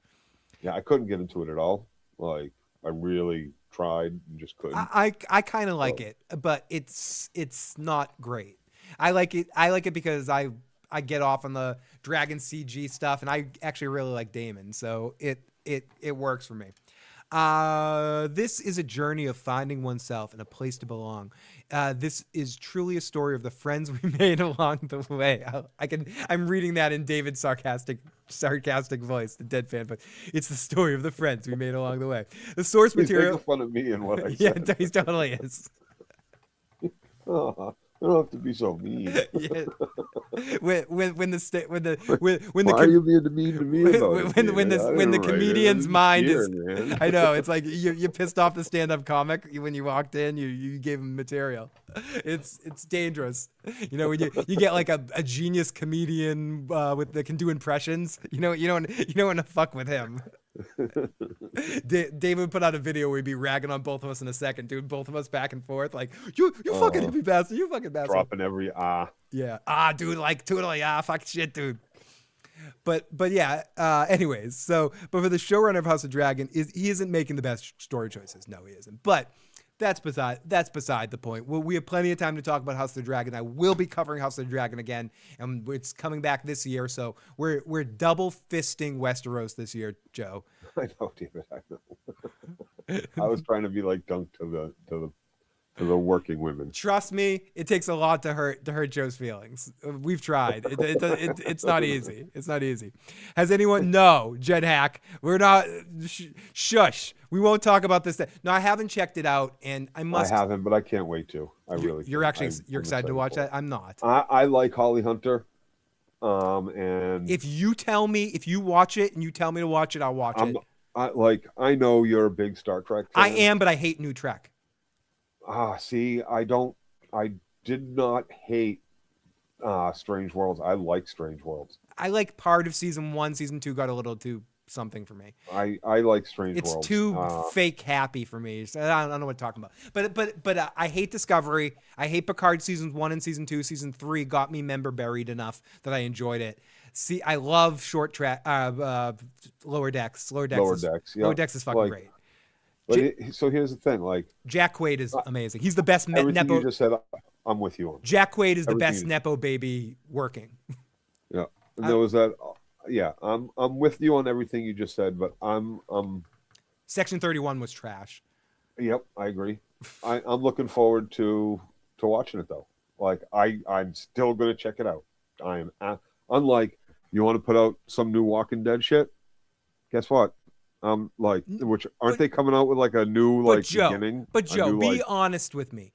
Were you more excited about anything that could be new Trek right now, unless they got a new ownership and got some new people selling the shit, or if they announced a new season of the Orville? Like, what would you be more excited about? Yes, exactly, because Orville knows what Star Trek is, and fucking Star Trek doesn't know what Star Trek is anymore. No, true. I'd be more. Whatever the shit is going on right now isn't fucking Star Trek. I think Strange Worlds is a good approximation, a good methadone to Star Trek heroin. Yeah, no, it's like you said, like Jen Hack is also on your. I didn't hate it. I like the cast. I like the cast. I'm looking forward to it because it's in the same world as Strange Worlds. I think Lutka's wife there, Miracle Max's wife, is going to be on it as well. She used to teach at Starfleet Academy, so she's definitely going to show up in it. She might have even been one of the previews. Oh my good, we've got It Is Laz Mac FVJP5M. Hi guys, I'm an old friend that's lost his old account because of alcohol and weed. Yeah, it gets back to payback. But yeah, I don't think I was a memorable character, but I was always the T himself. It doesn't matter if you were memorable. I'm not memorable. It does, but you are memorable. We care about every single person that's been in our chat, and we love you. Welcome back to the fold. We hope you're with us every goddamn week. We talk about this damn show. What happened to the Orville? Orville is coming back. I believe I heard Seth say they're making another season at some point. But we shall see about that. Never seen Lower Decks, but still good episode. Lower Decks is a great episode of Star Trek Next Generation, but it's also a fun animated series. It's, especially if you like Rick and Morty, you'll know the sense of humor that's attached to it. It's one of the Rick and Morty people that's worked on that show. It's not like the whole creative team, but it's one of the people that worked on that kind of, and you can kind of feel the same kinetic energy to it. Is that a good way of describing it, Joe? You can kind of feel that Rick and Morty energy to it. It's definitely comedy. It's definitely animated comedy set in Star Trek universe. But it's also very stuff. Star Trek. You get there's a Deep Space Nine episode. There's a lot of Miles O'Brien love throughout the series. Janeway shows up a couple times. Riker's hilarious. Every time Riker shows up on that show, it's fucking gold. And you get a lot of references to original main timeline Star Trek that you don't get in the other Star Trek. It's the only one that feels like it's in the same world. Even though it's a comedy series, it's the only one of the ones that totally feels like it's in the same world as Next Gen, Deep Space Nine, and Voyager. Yeah. Agreed. The Orville did not get canceled. It's similar to the Mindhunters thing. People think Mindhunters got canceled. It didn't. David Fincher didn't want to make any more of it because it was too time inclusive. I believe Seth just didn't it was hard to get the cast together. Two of the cast members got divorced and don't get along. So there was some problems with some of that stuff, but I believe they are putting together. He's been trying to put. I bet the scripts it's written. I think they've shot some pre stuff. I believe I've read that it's in the works right now. Holy shit! Wait, is Tom himself in the live chat right now? Yeah, the Big T. Oh, the Big T is Tom himself. Oh my goodness, Tom himself. Holy shit. Our good buddy from Poland. I didn't realize that was you, Tom, but we got Tom himself. Great to see you, buddy. Of course I remember you. I actually wrote you a message not too long ago on either Discord, because everyone and their mother has a Discord now, but we had one 8 years ago. And of course, no one's on a Discord anymore, but we were the first people to have it. Can't have a live stream without a comment about Star Trek or Marissa Tomei. Yeah, I mean, come on. The plows are. We actually got a snow day for the first time, Joe.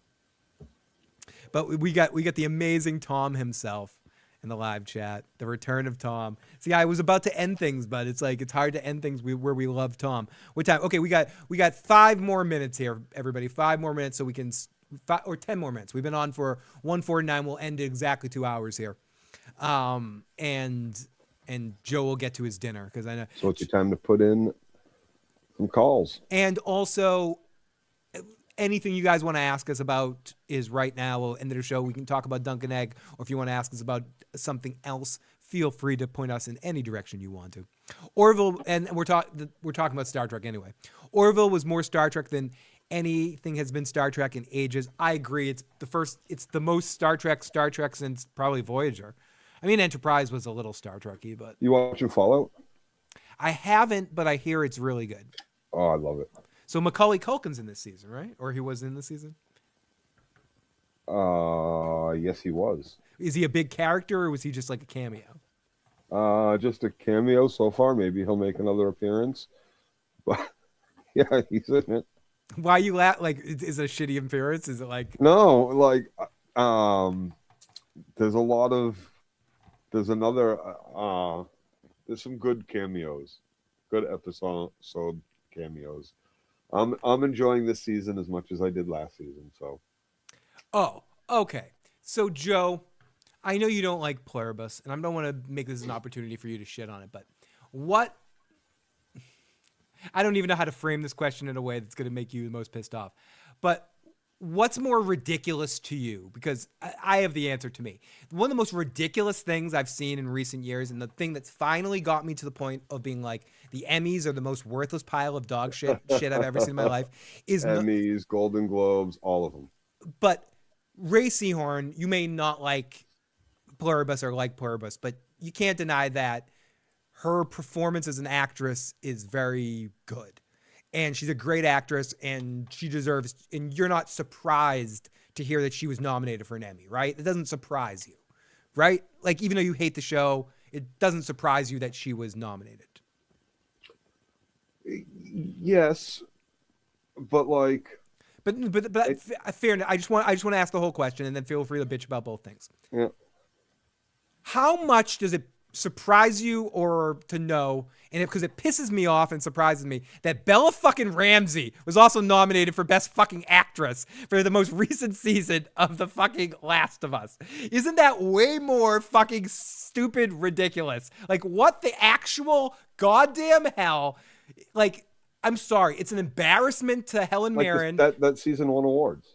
Didn't it win some of the awards it was nominated for? But whatever. I'm talking about an acting performance from Bella Ramsey in season 2 of The Last of Us. You're telling me that was Emmy? I'm not saying people, even people that thought it was okay. No one can tell me it's an Emmy award-winning performance. I agree. Like, and that's but you can compared to Ray. Like, people want you to bitch about Ray, but you can see why Ray would be nominated, even if you hate Pluribus. Like, she carried that show. And that show actually, and that's a lot of part people of my loved problem. I know, I understand a lot of people loved it, and it gained momentum as the episodes went, apparently. But I, as far as carrying a show, no, I don't feel like she was carrying it at all. Which thing pisses you off more?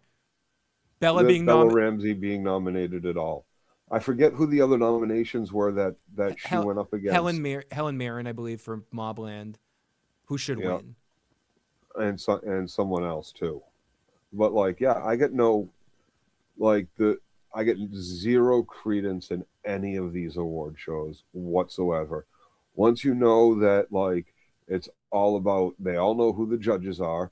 They all get their gift baskets with new iPhones and, gold bracelets and the best perfume bottles and bottles of wine and Cristal and whatever.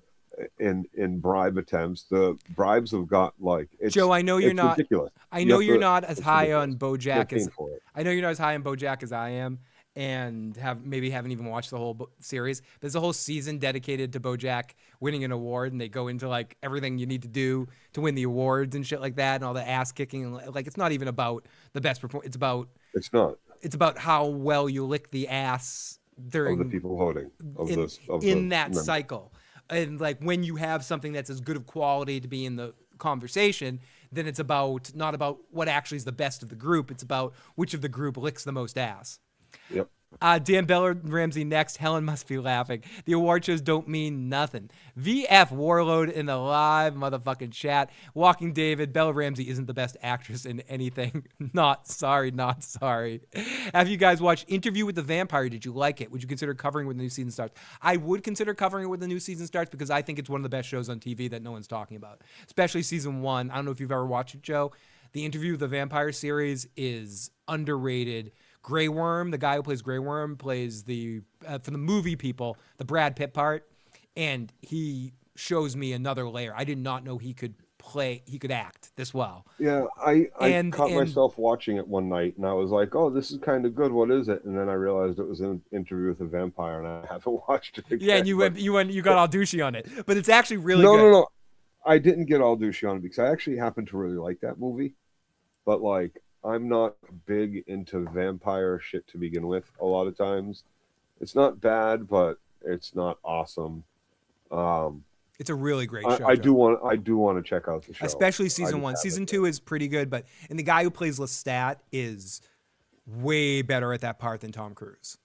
Like, it's just really, really fucking good at that part. Like, yeah. He's so fucking awesome. He's so fucking awesome. Like, Anne Rice in general has leaves a bad taste in my mouth. Fair, but it's still a good show. It's still a good show. It's worth a watch through. I mean, maybe like I should say Anne Rice adapted shit because I've never actually read any. And most Stephen King adapted shit is shit too. Did you watch Welcome to Derry? No, God, no. I did watch like the first episode. It got better as it went. The season ended pretty strong, but it was a mixed bag. For sure. I didn't watch the new It when it came out either. I saw the first one. I liked Tim Curry's It. I really like all the fucking Skarsgård's kids, dude. All those brothers are fucking top notch. They are really fucking good at their craft. Oh, holy shit, Joe. We got a super chat from VF Warlord forever. Getting my lived-in girlfriend to watch Game of Thrones, how she missed this series, I don't know. That's awesome, dude, because what that gets you to do is get you to watch it for the again all the way through and have an excuse to watch it. I want to get a girlfriend just so I can watch Game of Thrones with her again. Just so I can, like, part of what I miss about, I was, married for 12 years, been in a relationship for 12 years, and that it's like being able to just binge shows with somebody. That's like one of the best relationship sort of situations when you can just like you chalk it up like it's adventures you go on together and just sitting down and be like, oh, what shows have you watched? What shows haven't you watched? And it's like an excuse to rewatch things and kind of get into things. And that's probably one of the things that's like awesome about the fact with you and Katie being together so long, you watch stuff together. It's part of your sort of love language with each other, is checking out shows and talking about them and getting into it and stuff like that.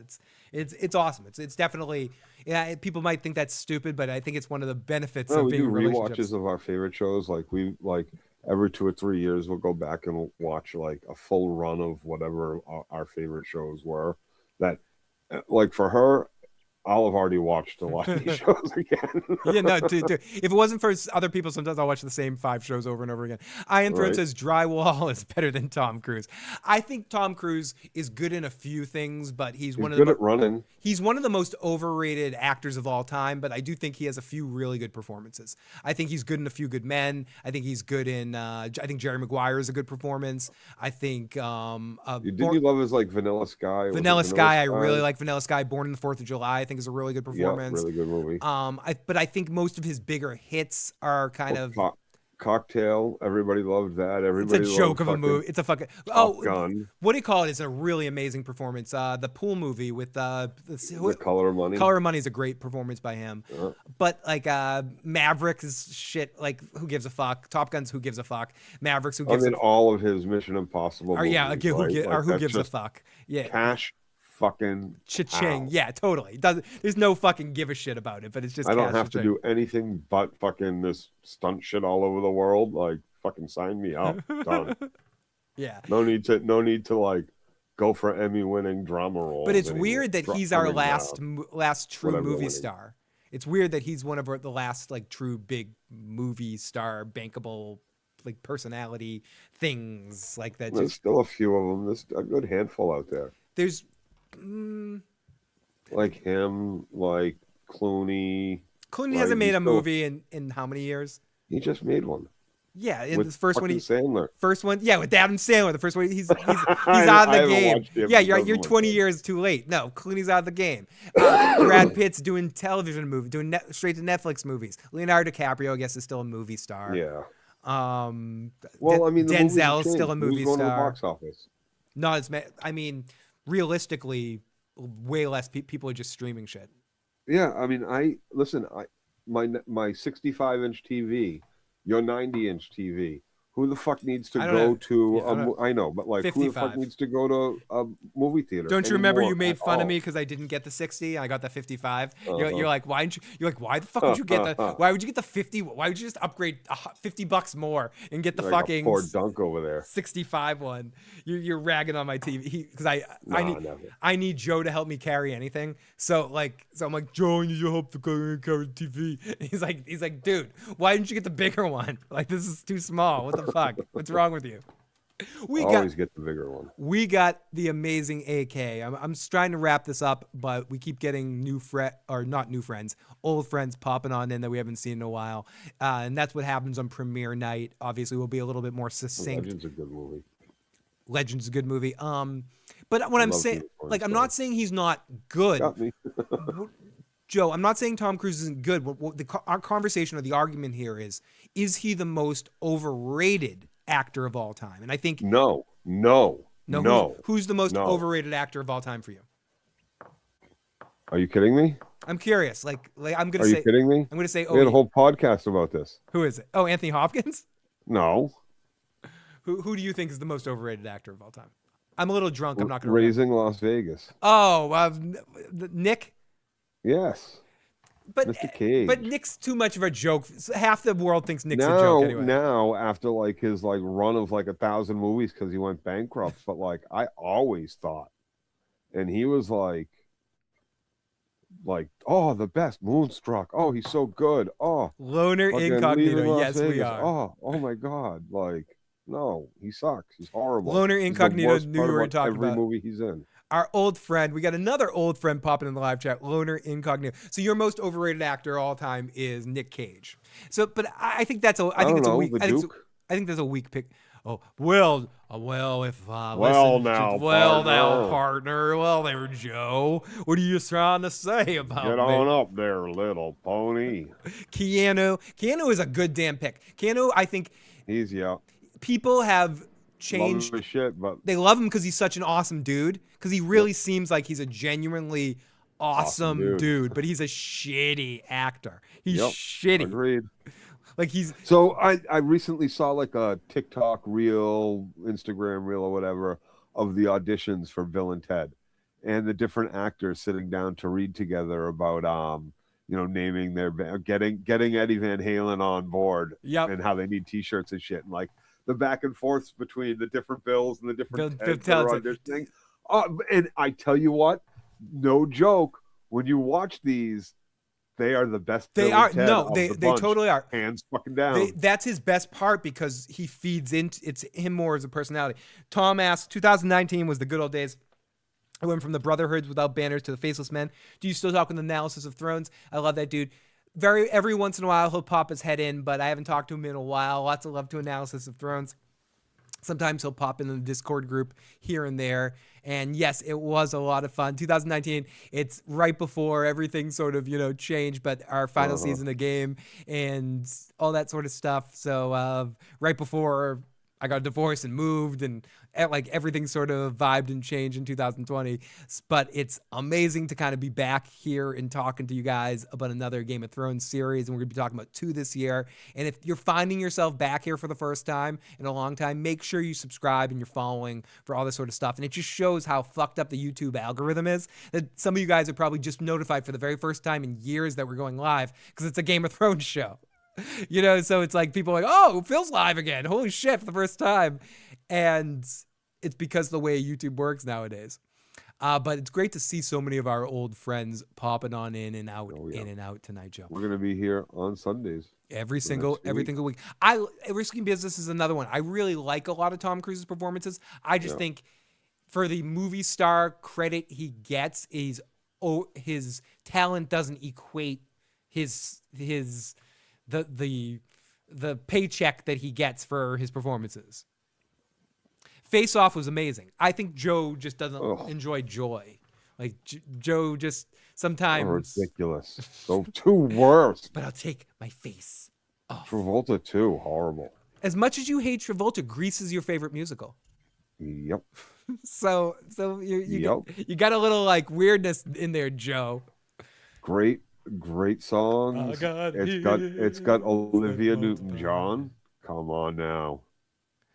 Yes. It's got Bobby Wheeler. Bobby motherfucking Wheeler. And you fall Bobby. Right? Who's in my what? Favorite show of all time with Babylon 5. My favorite sci-fi show of all time. Yep. My favorite show of all time. It's the second best show about a space station of all time. It's the best. It's the original. It's the second best. It's the original. If they didn't copy Deep Space Nine, it'd be all right. Oh my God, if they didn't. Con Air is a classic, Joe, as people in the live chat said. So Grease is the word. Con Air is great, but because of everybody else that's in it, fucking Johnny 23, fucking what's his name from Boardwalk Empire, fucking Isn't say anything, dude. The cast in that is fucking great, minus Nick Cage. You can't name any. You can't name any of them. With that fucking mullet. Oh, come on. Can't name any of them. You just got to give me a second. The mullet was hilarious. John Cusack. Johnny 23 is Machete, right? Is inmate. Machete is good enough. Machete is good enough. Inmate number 1. Danny Trejo. But dude, you have no soul. Say anything, kid? Are you kidding me? John Cusack. Okay. Thank you, because I would have taken 5 minutes. But you have no fucking soul. You don't like Con Air. Con Air is just fun. I didn't say I didn't like Con Air. So what the fuck's your problem? I love Con Air. So like you don't appreciate Nick Cage for what he is? No one takes him serious. He's still the worst part of every single one. He's not the worst part of Con Air. What's the worst part of Con Air? Nothing. O'Brien? That Lieutenant O'Brien? That Is movie. Lieutenant O'Brien the No, worst part? no. Don't He's hate better on- than Nick Cage. Don't in that hate on movie, isn't he? O'Brien. Cusack's better than Nick Cage in that movie.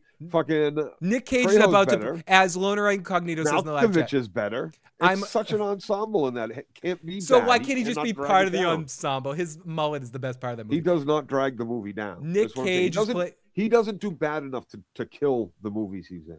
So like He I'm makes saying some he's of his movies. overrated. He doesn't make any of He them. makes Raising Arizona. He makes See, Face Off. and again, like his first movie. You bring up his first. It's like, not his first movie. He was in.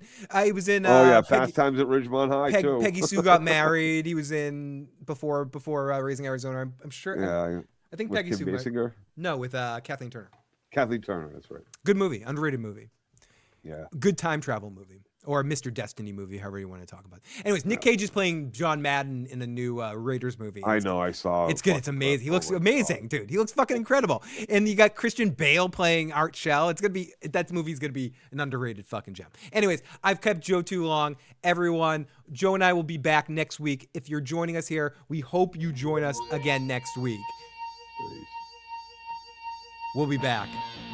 If you haven't already and you enjoyed this, hit the like button, hit the subscribe button, share this shit with a friend.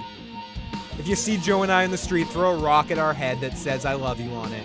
We'll duck, and if we don't duck, you've made a connection that will last a lifetime. As long as you don't put us into the hospital. And then if you do, come visit Don't us. throw rocks at people. Choose love. Except for Joe and I. Throw rocks at Choose us. love. We deserve it. Good night. Exit Wounds is great if you're high and drunk.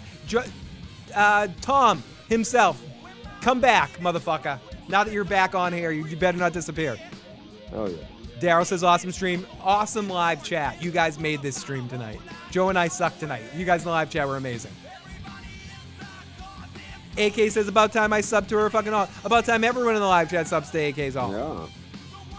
What the fuck? What am I doing? Let me go. I'm subscribed. It done. AK fucking done. Love you, AK. Love you, chat. We'll talk to you next time.